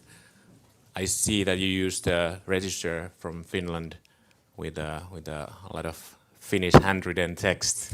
I hope you got at least one team member who understood Finnish language. Somehow. Okay. Did you have any other challenges on that side? Well, there are a lot of dimensions that there are no written text, and we would like to also identify those so that we can then take it a step further and try to get the geometry also out and the dimensions converted to tablature data, so that then we can take that to analysis programs or the 3D modeling phase. So that is something we still need to figure out. But the Finnish words or the language is just a matter of keywords that we need to compile, and we can just add more and more keywords. Really impressive work. How much effort do you think needs to be applied to get to those handwritten drawings? I mean, we have cities have huge archives of old stuff, right? Yeah. Which is no one checks. How much effort do you think it needs to get to the handwritten recognition area? Actually, I think Tesseract can still manage, but we didn't have time to exactly implement that. But I think the technology is about to be there. So, and there might already be other technologies that we have not used. I love the talk. I love how you talked about looking into the previous designs in order to learn from the past. And you spoke about the challenges you encounter. Looking into the future and for all the designs to come, are the standards already in place for you to be able to do this work for all the future works? Or which institution would you need to address to kind of define the name and internationally, to define the way of presenting design so that this could work seamlessly for any future designs? I wouldn't think there is any kind of a stop in the sense of bureaucracy, let's say. It's just that the implementation is going to take really a lot of time, especially if you want to bring in machine learning for the future designs. But in terms of standards, at least in infra projects, and bridges and tunnels are very well established, so the standards have not changed really, at least in the past 10 years. So we wouldn't have to wait for any other approvals, you know. Just to add to it, it would have been a lot simpler. Like from now on, if we have under the drawing hashtag location, hashtag span, and hashtag something. So those are keywords for someone who wants to start from now. So if our company or Rembol or any company who does bridges has these hashtags at bottom. So it's like Instagram. You just put the hashtag and you get the things out. But still, I think we are trying to make it work with the drawings that we already have, and then from now onwards, it's a lot easier to deal with IFCs and CAD formats. But what we have already, some 50 years of images and design database, that's what we want to use. Thanks. I think we are good. Oh, you have another Sorry. question? Yeah, very quickly. Talking about then, so identifying and going through kind of the keywords. Does your system do a fresh scan of the database every time, or are you caching and adding metadata to the drawings so you get faster results? No, we are not changing anything about the drawings. We are running the system again if we add more drawings. Thank you. Very good. Thank you. Thank you. Very much, team. Thank you. Job well done, guys. I knew you had to figure it out. Job well done, man. Job well done. All right. So up next we have Team Paper Sketch, which won the best way to reinvent PowerPoint presentation, if I remember correctly already, before we got started.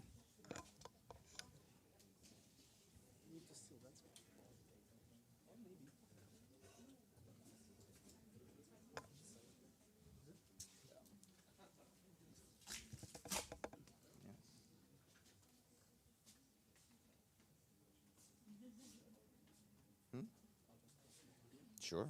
Yeah. I mean, you're taking a picture of the table, right? Okay, sure.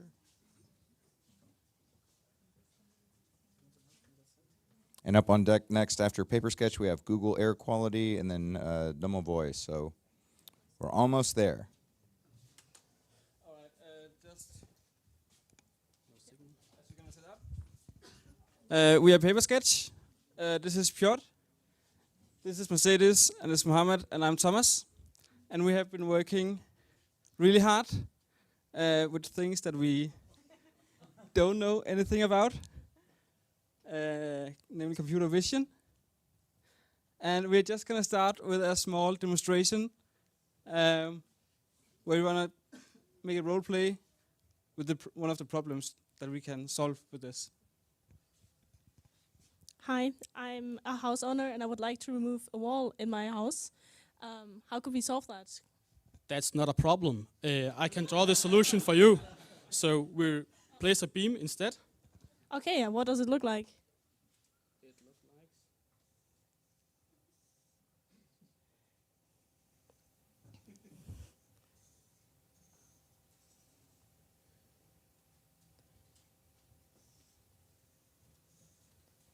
Well, I don't understand these paper sketches. What does it mean? Okay, so if you don't understand this, then it will look like this. You will have a beam between your two walls. So how long? And your beam length can be It is 8 meters long. 8 meters.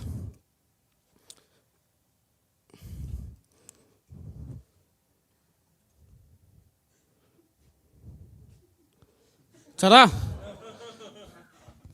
But I don't want my ceiling to look like that. It bends too much. That's not a problem. We can just place a column below.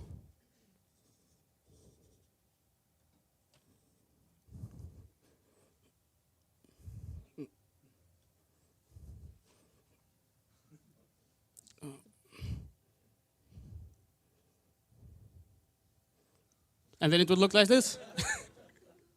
That looks good. You're welcome. And then, yes, we can also update with the force.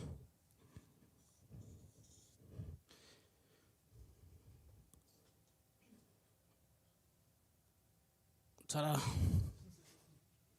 All right. Yeah. So.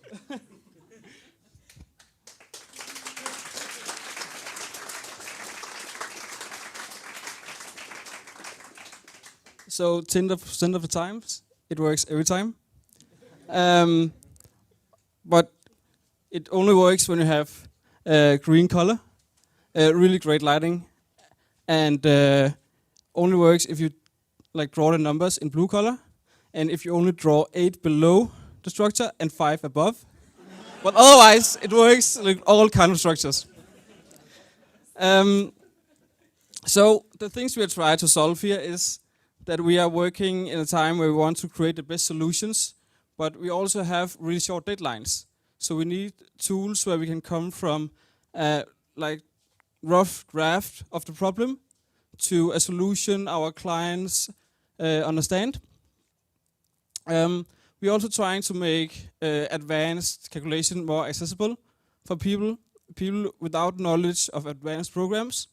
Because, as you see here, every engineer in the world understands this sketch. This is a simple support. This is a load. This is a line load. It's the same all over the world. They don't have different interfaces like complex program have. And furthermore, with these tools, we can also quicker make more sustainable solution because we have more time to optimize our structures. So we save the planet. So, yeah, I don't want to say next slide because somebody's mocking me. So what we used was image recognition, computer vision. We don't have time to train any model, so we just made it like recognize green color, convex holes, and stuff like that. And then we made a 3D model, which is connected with the live stream. So when we update our calculation or our sketch, we also update the 3D model. So we used Python for the image recognition part, or the computer vision, and then we used some awesome 3D tools. Yeah, so basically we used, of course, Grasshopper actually to help us with trying to translate those data to structural analysis. Therefore, we used Karamba plugin for Grasshopper, which helped us to again create the structural models, which are getting the data from Python through a text file, where we have the information about the positions of the supports, loads, where those loads are, and how much those loads actually are. Moreover, the thing is that the file that we are reading through to Karamba is actually, by the default, it should read basically the text file all the time and basically be responsive. We needed to slow it a bit down because of a bit of the complexity of the Python format, but it turns out to work pretty well. So the thing is that basically we right now know that this is not the perfect right now. We are not in perfect positions. I mean, there's a lot of things that we can improve. One of the things we have been thinking was mobile version, AR and VR, which could actually even help that you are using the phone and you're actually using your finger as a point load as well. And also many other things, including machine learning, to help us actually predict some of the elements and so on. And it should be free and accessible for everybody, so we all can do this complex, awesome analysis. And it's on GitHub, under my account.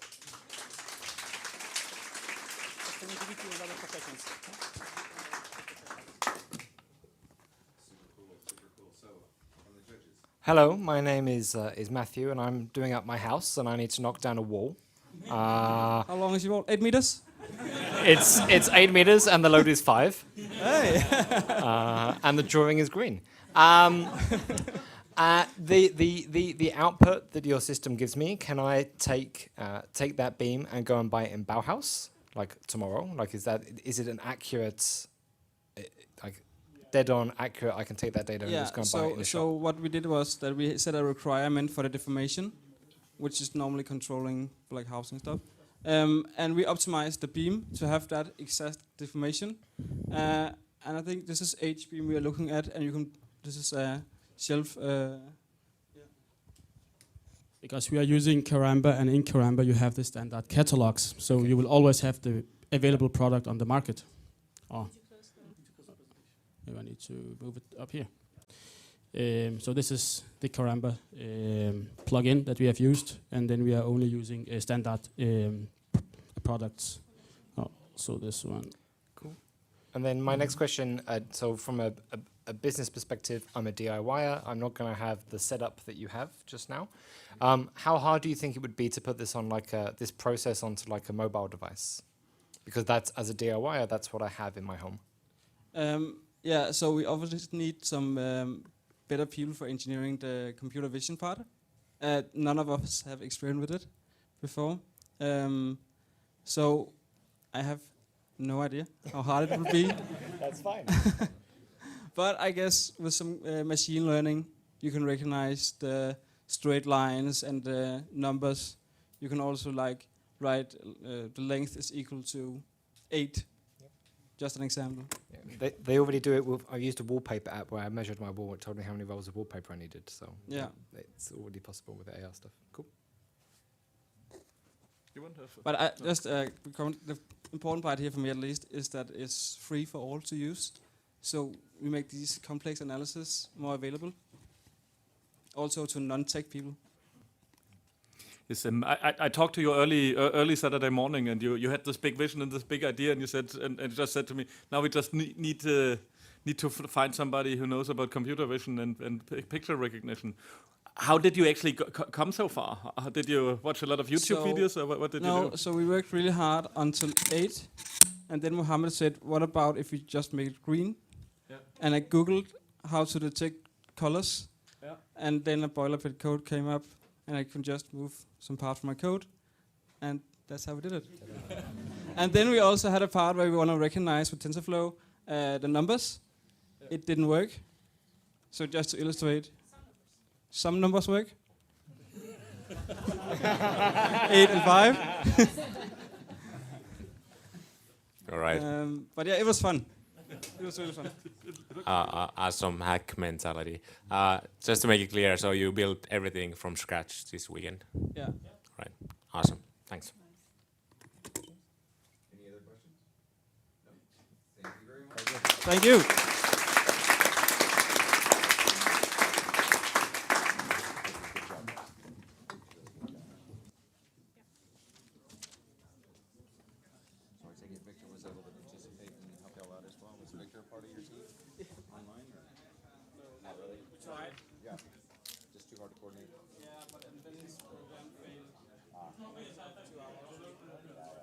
Okay, now it's back.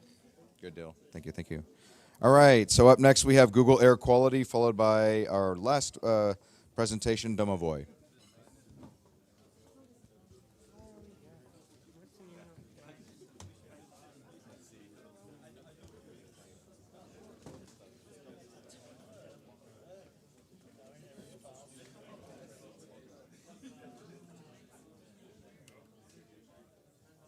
Well, if the guy from Google is on your team, you have a pretty good chance of hopefully getting some stuff done there. That's it.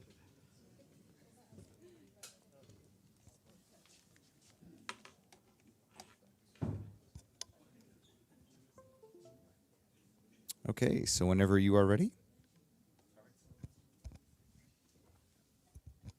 Mic's working? Cool. Dear Lars, it must be a very busy time for you. You only have 2 weeks left. There's elections going on. We're very happy that you were able to find the time, but the reason why it was so urgent to meet with you today is because we represent the 49,000 toddlers in Copenhagen that are breathing potentially toxic air, and some of us are only a couple of weeks old. So what is the problem? Yes, so we know that lung development happens in the first 23 years of a life. And it's very important that you have access to clean air in the first 3 years of to reach normal lung development. So as you can see from the graph, in the first years, if you don't have access to clean air, you might not develop the lung capacity that you should. So we know that nitrogen dioxide is known as a deep lung irritant. So this means that even at low concentrations, it can even make some risk of respiratory symptoms among preschool children. And we know that indoor and outdoor quality can be affected by the proximity to traffic and roads. So what we did at first was to create a time lapse of nitrogen concentration throughout a day. So you can see that at the times where parents might drop off their kids or pick them up in the morning and in the afternoon, the levels are quite high. So we know that traffic restriction is something that we can do in order to reduce this black carbon and NO2 levels in the air. So what we also saw was that a lot of places in Copenhagen near these kindergartens, a lot of planning has not been done since the 1971. And a fun fact, the internet was invented 12 years later. So we know that, yeah, keep on going. So we know that the world is different now, and we need to rethink how we place our kindergartens, but how do we do it? And the first step to find out about it is to analyze our locations and know where to look. So we looked at over 100 kindergartens all over Copenhagen and analyzed to find the ones mostly affected by air pollution. We leveraged over 5 million data points from the Utrecht University and Google hyperlocal air quality dataset to pinpoint those kindergartens that are most at risk. We we made a spatial analysis where we took a radius of 200 meters around those kindergartens and then intersected it with the NO2 dataset. And based on this, we made a ranking on the worst locations for kindergartens and the best locations for kindergartens in Copenhagen. And we found out that the worst locations for kindergartens are located close to the main roads of Copenhagen. Surprise, surprise. So then we went into to have a closer look at those 5 locations and actually did a situation analysis where we looked closely into the how their surroundings looked. And among all the cases that we studied, we actually found that the worst situated kindergarten, which is called the Bonneville van Wegaard. Thank you. And actually, we have. This one is a place where every day like 144 kids are actually attended on a daily basis, and it's not far from us. It's only 1.4 kilometers from where are we now here. And there are 2 main factors that are actually caused this heavy traffic load. And the first one is because there is a diesel train track over there, and also 2 main road. And then it also have a really huge effect on the secondary road, and it causes further air pollution. And also here we found the playground of the kindergarten is actually directly located next to the main streets. And but we still have 3 proposals that try to fix these problems. The first one is we are trying to make this secondary road become a car-free road. Then we actually have a car-free zone. By our analyzed, we actually could reduce 26% of the air pollution by doing this. And then we can change the playground actually to the safer zone. And also we can add some green barriers, which we might propose the algae facades. And that's to further protect our kids. So what is our ask to you, Lars? We need to revisit and breathe fresh air into some of these zoning plans that have not been revisited for at least 50 years. To do this, we've built an open tool for you, leveraging the data we mentioned before, but also extrapolating this so that you can see in every single area, not just every road, what is the air quality there and is it suitable for young children? We also need to think bigger. The rest of the world looks up to Copenhagen in a lot of ways for urban planning, and there's absolutely space to show leadership here by, for example, moving some of these kindergartens to greener areas. So if there's a kindergarten around some of this red area where the air quality is awful, to move them into the yellow area where air quality is much better. And to create the interventions like just described by a name I won't attempt to pronounce, for those that can't be moved. And finally, when future kindergartens, but also hospitals and schools are planned, that we look at air quality, we take it into account so that every child in Copenhagen can realize its full potential. Thank you.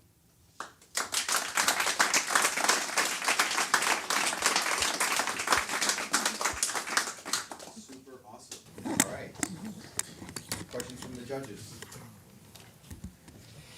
Yeah, what was your biggest challenge? There's a lot of you, so obviously it must have been pretty hard to do this. What was the biggest challenge to get the output? Because you've created some very accurate suggestions and very accurate carbon reductions from your calculations. I think we've had multiple challenges. There's different pieces. You want to go? Okay. I think there's different challenges. So, for example, making the temporal translation and having that time map or that the time lapse was actually surprisingly finicky to do in a scientifically rigorous way. It also doesn't then ironically help to have actual scientists on the team because they are much more critical about how you should be doing and how it can be done well. We struggled slightly about having the temporal factor. So if all the measurements are, of course, done on roads by cars, but it's you need to then also, in an accurate way, estimate from the road how would it actually look at the playground. Yeah. And there's a decay level, and of course that's not linear, so there's some sciencey bits there. And then finally, how do you make it easily visually accessible to an average layperson? Because it's very easy when you spend 14 hours in a conference room with little fresh air and low air quality to start thinking that what you do makes a lot of sense. But then when you take a step back and you start thinking, if I would bring this to the municipality, if we would bring this to the average citizen in Copenhagen, if this would get presented on the news channel, can citizens get worked up about this? Can people really think, hey, but that's my kindergarten, these are my children, this is my house, something needs to be done. And making that translation so it actually drives impact rather than be very cool tech. It is very cool tech. But that it's not just cool tech in these confines, but that hopefully in a couple of weeks, a couple of months, maybe there's actually a real discussion with Lars or the equivalent of Lars to drive this. I think that's the biggest challenge. Since we've been urban planners, data scientists, scientists, PhD students, everybody knows that when you deal with hyperlocal data, there are many factors, especially when you talk about decay from the roads, how much pollution goes down. A simple building in between a playground and the road, it changes the whole condition. But in terms of urban planning, you don't need so exact data. All you need is a recommendation. If you propose a kindergarten here, make sure you do the proper air pollution levels. You find it out. And you have stricter guidelines for those areas which are orange or red. Maybe one thing to add is that the guidelines are in line with the WHO. I think I speak loud enough, and in line with the European Commission as well, and it's open source. Any other questions, judges? I really love how you really look at the hyperlocal potential these kind of maps offer. Have you also looked into what is the societal burden in terms of costs for sickness and that you could save with this? I can take this, but it's not something which we've actively looked into, but there was always the factor of socioeconomic factors of local populations. It becomes a bit hard because there are a lot of studies which point to different results in terms of what kind of sicknesses, and the best and most documented ones that we've seen so far was in terms of lung capacity. So lung capacity doesn't necessarily mean sickness if you have a reduced lung capacity, but there is the very basic correlation that if you have reduced lung capacity, it starts borderlining asthma symptoms. And yeah, that is the only thing that we've looked into in terms of the whole weekend.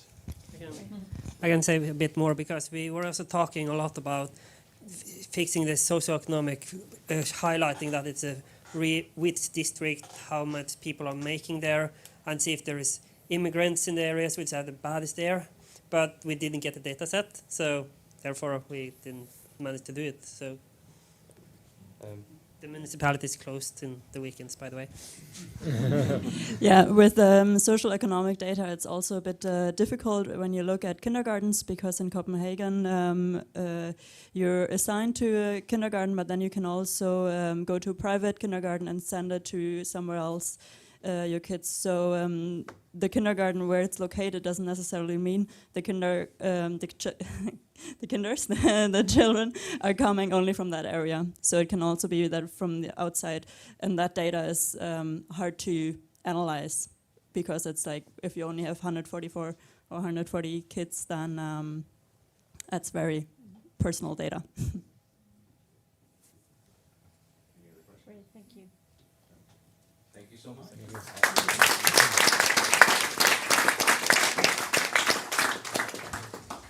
Super nice. Nice presentation style as well. Letter, that was nice. That was nice. Super nice. Shout out to Lars. Yeah, exactly, man. Shout out. All right. So next up we have Team Domovoy, which was just a team of one. No. Oh, okay. I was about to say. You were busy. All right. That's like.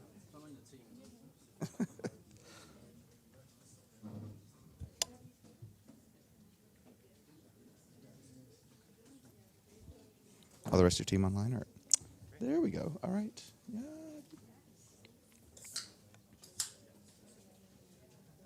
Awesome. So whenever y'all are ready, just remember to speak loudly so everyone can hear you. Okay. All right. Hi, everyone. We're Team Domovoy. And to begin, we're going to look at this case study, the Maison Julie Victoire d'Aubier, which is a new building completed by Bruther Architects in Paris in 2018. And here you can see there's clearly a dialogue between the architects and the client looking for environmentally engaging building components that can reduce the building's heating, cooling costs. So we have retractable sunshade mechanisms and heavy curtains which are intended for these measures. However, the early renderings show people using these sun shading mechanisms, and then on the right, after the building's been inhabited, we see that only one person is actually using their sunshade mechanism on a hot summer day. So there's clearly a disconnect between how people are using these components and how the architects intend for them to be used. So to bridge this gap, we're introducing Domovoy. This is a mobile game that targets post-occupancy behavior to address the problem of how to drive post-occupancy sustainable user behavior of multifamily housing. We're introducing Domovoy, a behavioral transformational mobile game for residents of multifamily housing that incentivizes sustainable behavior according to the real-time data and according to their self-dictated comfort zone in order to lower energy consumption and expand your comfort zone. So we're looking at heating and cooling because conditioning interiors is intricately tied to a building's consumption. However, it's generally invisible. It's all in the walls and hidden from us. And so it's really challenging to disrupt.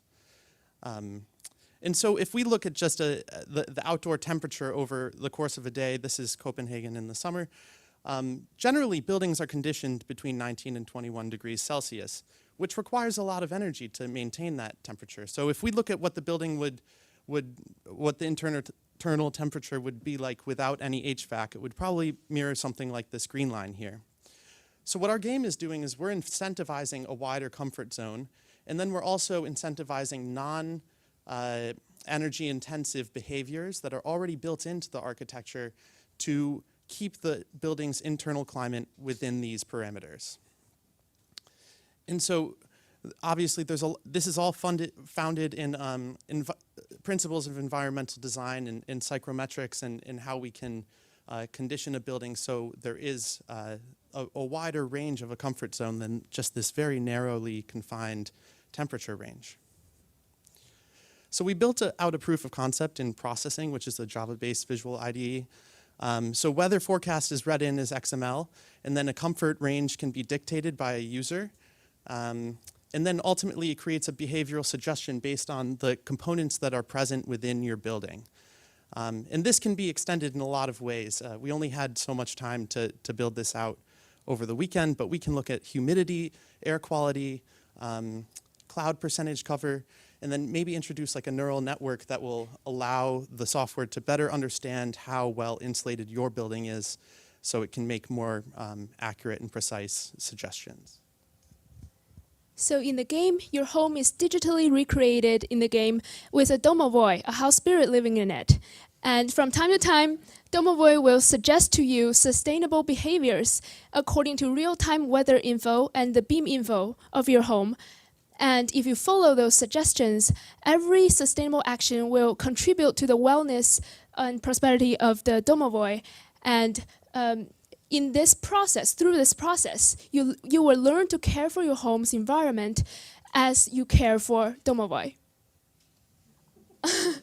So Domovoy is the protective spirit of a house in the Slavic tradition.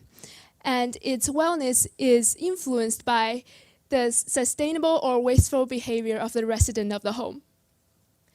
So basically, you're at home, and then Domovoy suggests to you ways to operate your home, like to open the window or the curtain, or to turn down your thermostat according to real-time weather data. And also, you can dictate your own comfort zone.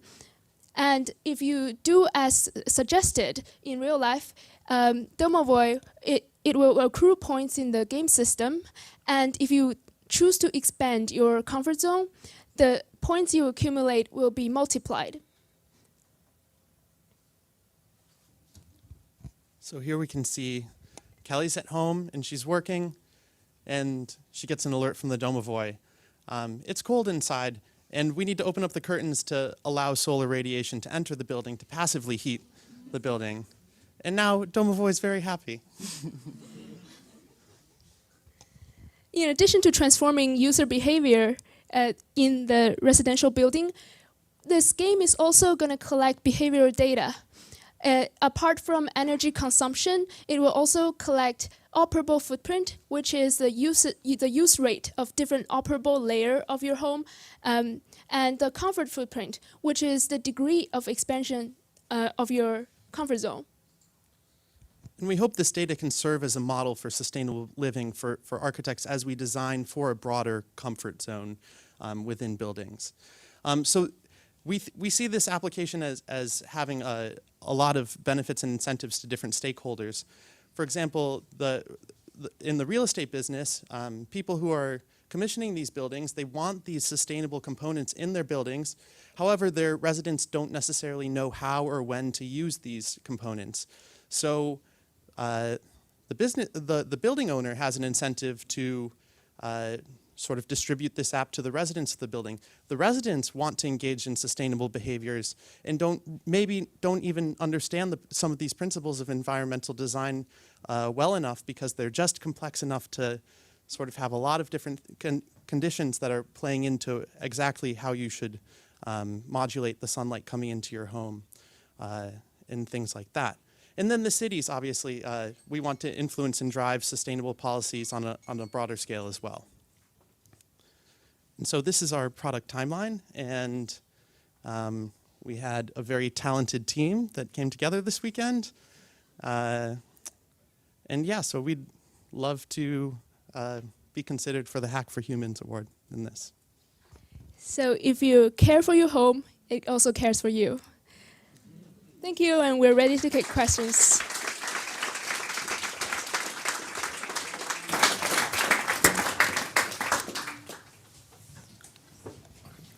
Really good. Thank you very much. Does the suggestion?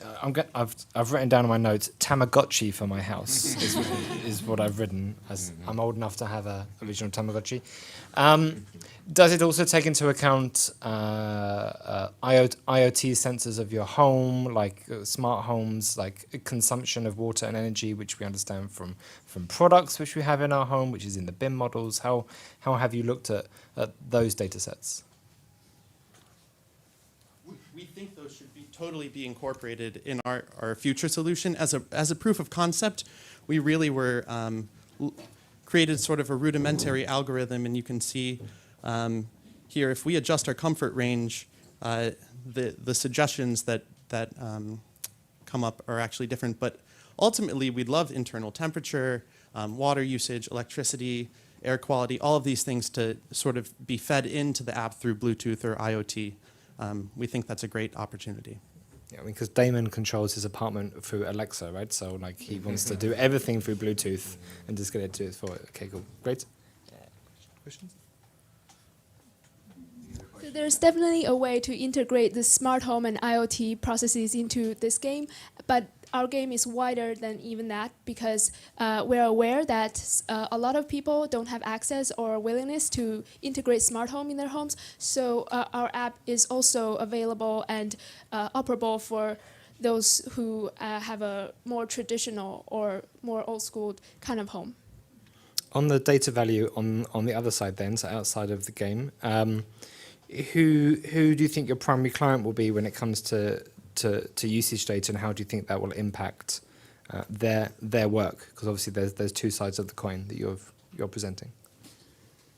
Well, we have a client, so our primary client will be real estate developers, because if they have a partnership and a subscription with our Domovoy, we can provide them like user behavioral data, which can be a new way to assess their energy efficiency of their building products and processes.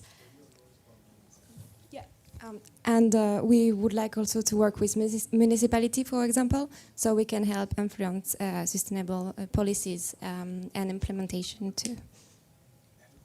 And just to add, having a data set that shows that people are living in a wider comfort zone than is normally expected or demanded for architects to design to, actually opens up the possibilities for architects to say, you know, there are a lot of people who live outside this predetermined comfort zone that we all are expected to design for. So it opens up a lot of opportunities. Yeah. Good. Any other questions? No. Awesome. Great, thank you. Thank you.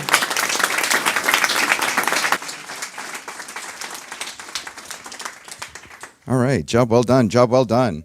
So, so there is actually one more presentation that we have left, and so believe it or not, oh, this is someone's connector. Anyone? Okay. So I don't count, but I did have a challenge of my own, and so I'm going to share it. I'm not going to take 6 minutes. I'm going to take 2. But let's go ahead and get started here.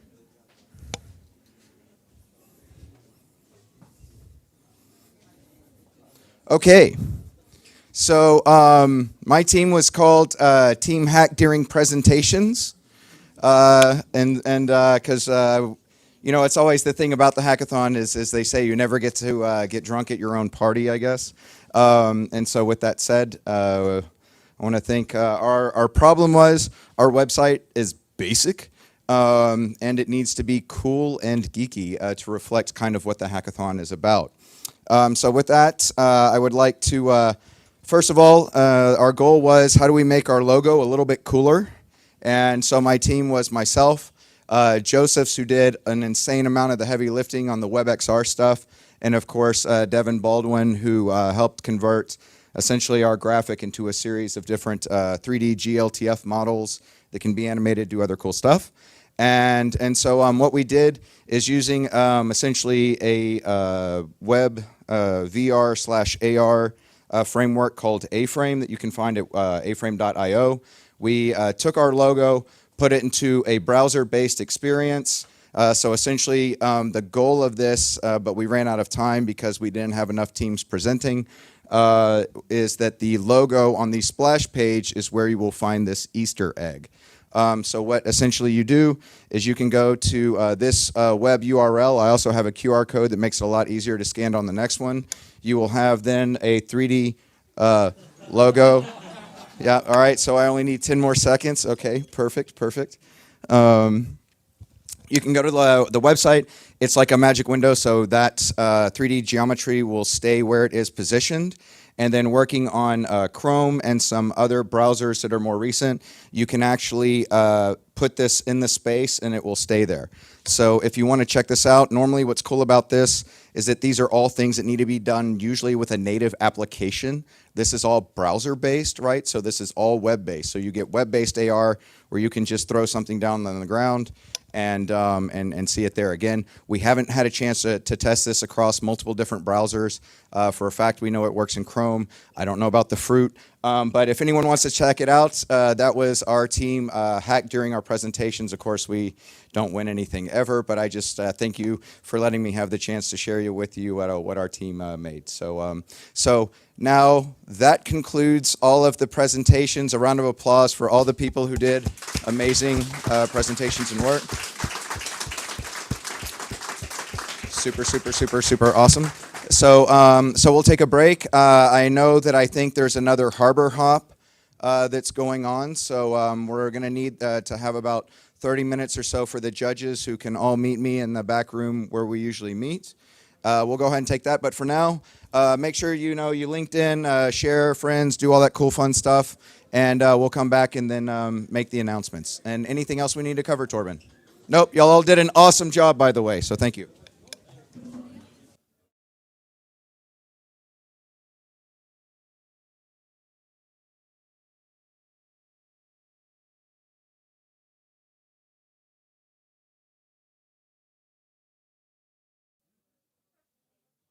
Okay. Wow, usually everybody's waiting with bated breath, but y'all are having fun, talking, drinking, chatting. Have y'all eaten yet? Was food served yet? No? Okay, cool. Okay, so we'll get to that in a moment. So as always, in this closing ceremony, I just want to say thank you again, everyone. Everyone is a winner, without a doubt. And so how many people here this weekend solve their own problem, right? Okay, cool. All right, so y'all have already won. All right. Another thing that we're going to ask, because this was brought up, and I think this is we should have proper representation. So if you don't mind, go into the LinkedIn group or the Slack group and add actually where you natively are from, right? Not where you live now, because then we'll have a better guess of how many actual countries we are representing. And that's always neat to see. Maybe the only reason why we usually say how many people are in town, and we kind of count it from where you're coming from, not where you're actually born, is mainly because of COVID. It looks a little scary. But outside of that, we do want to see exactly how many countries are being represented here. As a person who attends almost every single AEC hackathon, this one always has the largest international turnout. So that's why it is pretty awesome. And of course, we couldn't do it in a better space than Blox. And so with that, I just want to say, if we can, please give a huge round of applause to our host, Blox, and everyone that made this happen from there. Lasse, Torben.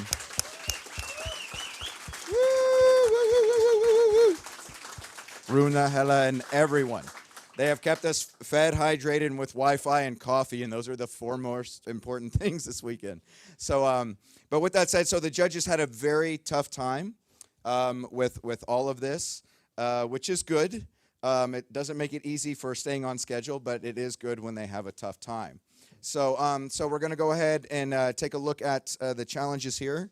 So again, we have I don't need to read it to you, but since we didn't have a best hack from a past event, hint for next year, we went ahead and only have 4 categories, and then we have a few honorable mentions because it was just that hard for the judges. So with that, up first, it looks like the best hack that solves a big AEC problem, it looks like we're kicking off with that one, goes to, awesome, Team Learn Carbon. So Team Learn Carbon.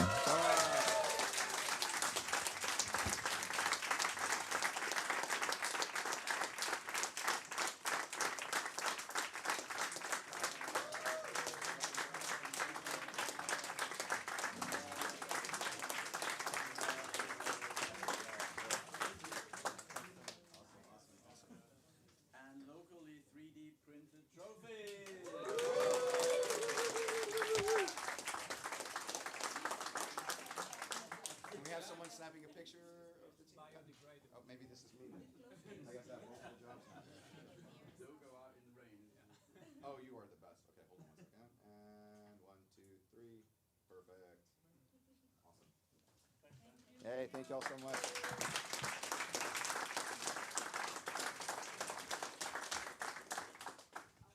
Okay. And so it looks like the next team we have up is going to be the best mashup project. And the best mashup project, it looks like, goes to, man, y'all have too many people in your teams. Yes, drum roll, please. Goldfinger, Team Goldfinger, best mashup project. Come on up.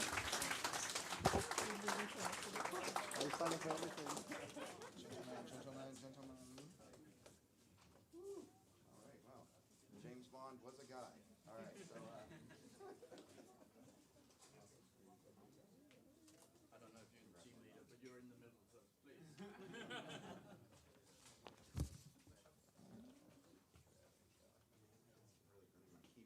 All right. Awesome team. Congrats.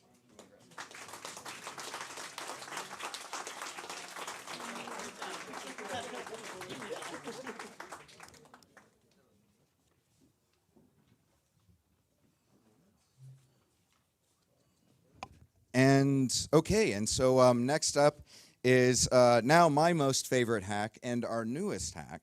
So the best hack for humans goes to, drumroll please, Pollution Solution.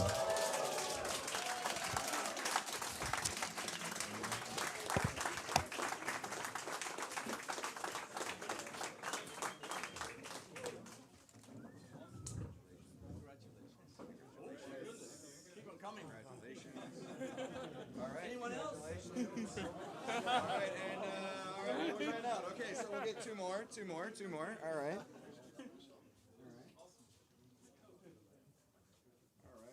Oh yeah. Wide angle on this one. 1, 2, and 3. Awesome. Great job.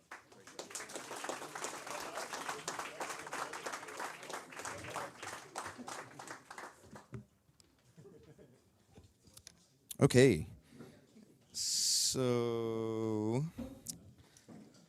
now it looks like we're going to jump over to the honorable mentions before we make one more announcement on the best overall challenge. So this the judges said was a super good solution. They wanted to see it go a little bit further. So the first honorable mention goes to Team AFRY. So Team AFRY, come on in.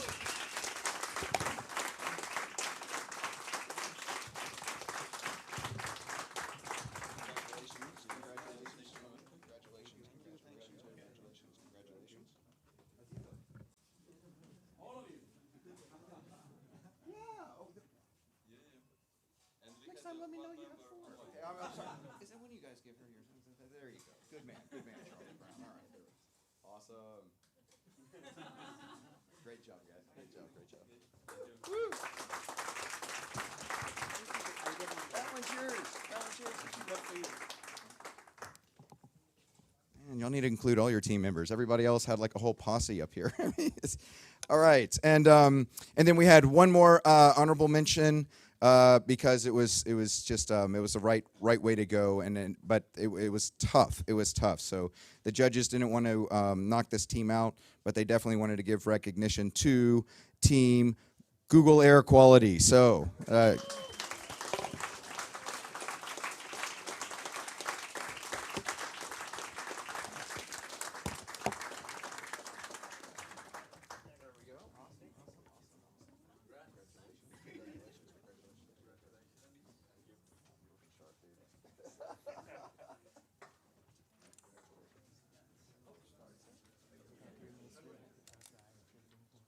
Oh, okay. Well, if you have other people that you need to give them to, then yeah. On 3.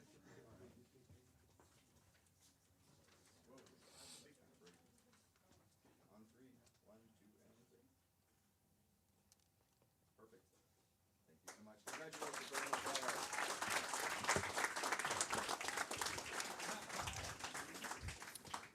It's always hard for the judges. And that's why I'm glad I don't have to do it. All right. But so the last category that we have is the best overall project. And all projects to us are pancake, so it's not like these are the very best team out of everything, because again, it was more of, and that's why it was very important to know what your categories were. We don't have first, second, third place or anything like that. So everyone is first place in the category that they're in. This is just one of those that we have in addition. But with that said, the best overall project for this, according to the judges, drum roll please. Team Readapt. So Team Readapt.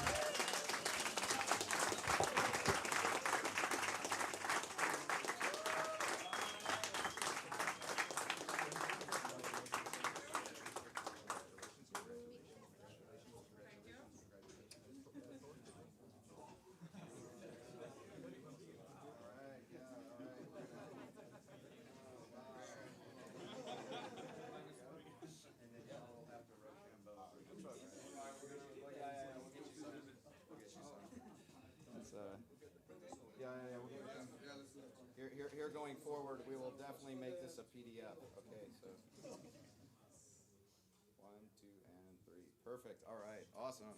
Thank you.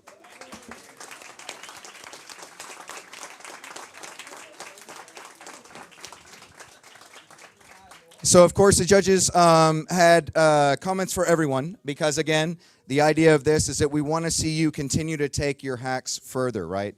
So for people who are a startup, or for other people out there, we definitely want to help you continue to grow with your solutions, with your hacks and things like that.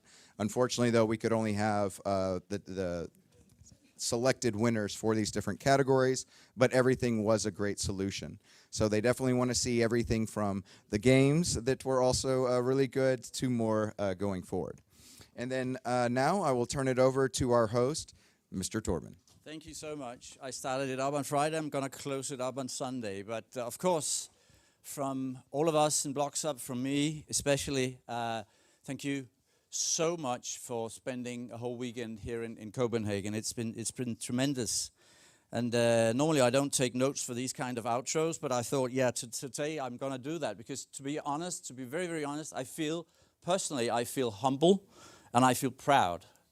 I feel humble because we've got 100 people from 15 different countries here. To be exact, 90 people, 10 online, but from 15 different countries. And I think we've seen, going back 3 years, as Michael Schwartz said to me, going back 3 years, the top-notch project was about sort of exporting FIC files. Today we've seen something completely different. It's a brand new ball game, I think. Your level of quality is amazing, and I'm very, very humble of being sort of witnessing your standard of today. You have a great, great future ahead of you. What we can do to promote you, to push you, to matchmake you with the right people in the industry, both in Denmark, on a Nordic scene, and internationally, come to us. That's what we are here for. But I also feel proud because you actually took out a whole weekend. Not only the ones from Denmark, but also especially the ones of you that actually flew in. You've taken lots of time from your boyfriends, girlfriends, whatever, families, etc., dog, fish, a bird, whatever. It's fantastic that you took out so much time. And then I think this time round, Damon, the fact that this is actually a weekend for learning new stuff and getting to know new people. I think that's the true essence of the AEC hackathons, and you certainly did that. Some of you, was it Hygge who started out as 3 people and you ended up as 12 people or something like that? I remember that story. That's a great story, and some of the other groups were the same. That's simply fantastic.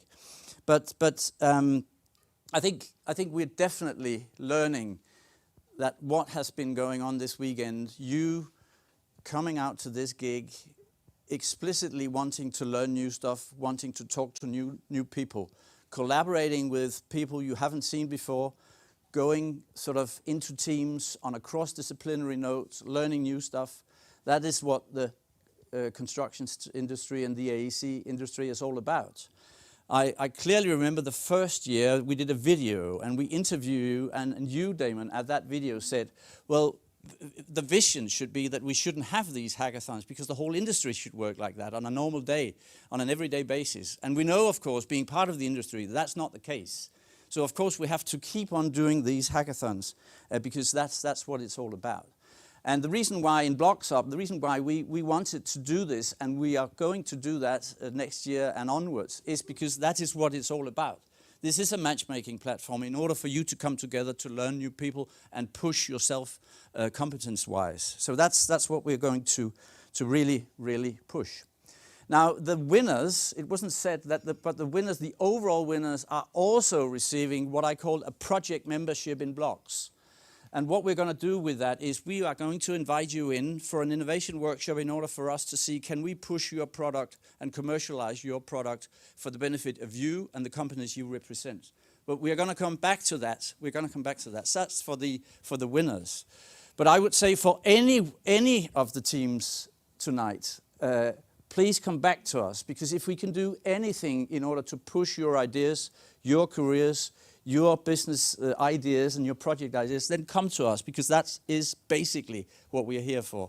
So, you know, send me an email, send me a text, and we'll try to talk to you in order to see how can we push you in your careers. So that's sort of basically it. But before we stop and have some dinner, to be honest, looking at all the different projects, was it 12 altogether? I thought actually that we in the BLOXHUB team had come up with the overall winner. I thought we had been, to be honest, as you can both see in here, I'm not a programmer anyway, but I thought that we would have a chance this year. Unfortunately, it didn't turn out that way, but this is my hack, and I would like to propose that to you. I think this is the overall winner hack. Remember this building. It's a 350 million euro building, right? 350 million euro building.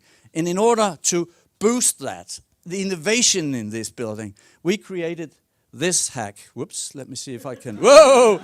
No, where's the next slide? There it is. Look at this hack, right? In the lift. Scan chip. That's the BLOXHUB hack. And we're going to show that to the building owner and see how much he's going to pay for that.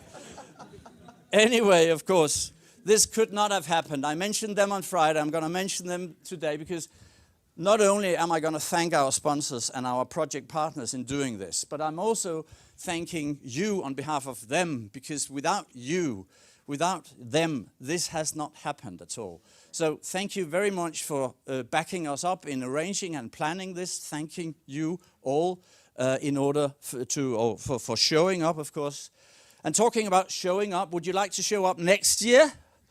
Then you are, then of course you're all invited. Because yes, we're going to do this again. 4th time round. Was it? 22 was it? Oh my goodness, yeah, okay.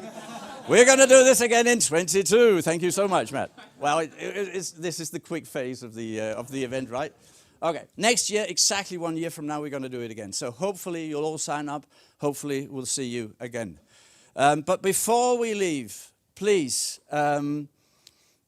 please fill out this sheet. It's located at the exit. We want to improve this as we want to improve anything else we're doing. So please take out these horrible few seconds in order to fill out these forms before you leave. But before, sorry?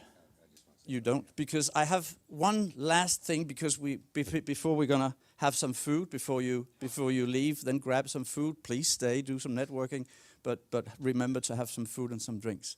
But there is, I need you over here, Greg, please. Please, there is a guy I want you to meet. He's normally in the background, but he's tremendously important together with Damon in order to do these things. I promised not to call you up, but I'm gonna do it anyway. This is Greg House and his partner Damon Hernandez. These are the two guys we are going to applaud. And Joseph, where's Joseph? Joseph is here somewhere. Okay, we'll applaud for you as well. But these two guys, I met them 5 years ago, as I said on Friday. Without these two guys, this would never ever have happened. We just decided to do it next year. I'm pleased to see you back. There's Joseph. Wait.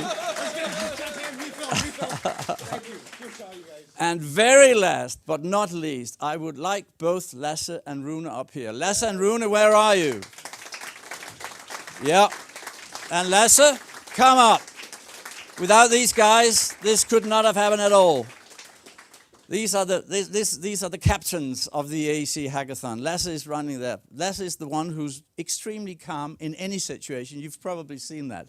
The same as Rune. So the whole team, thanks from all of us to you. Thanks for coming. Thanks for spending time. Thanks to you, gentlemen. I love you. We're going to do this again. Thank you all. Thank you all, and have a safe trip back.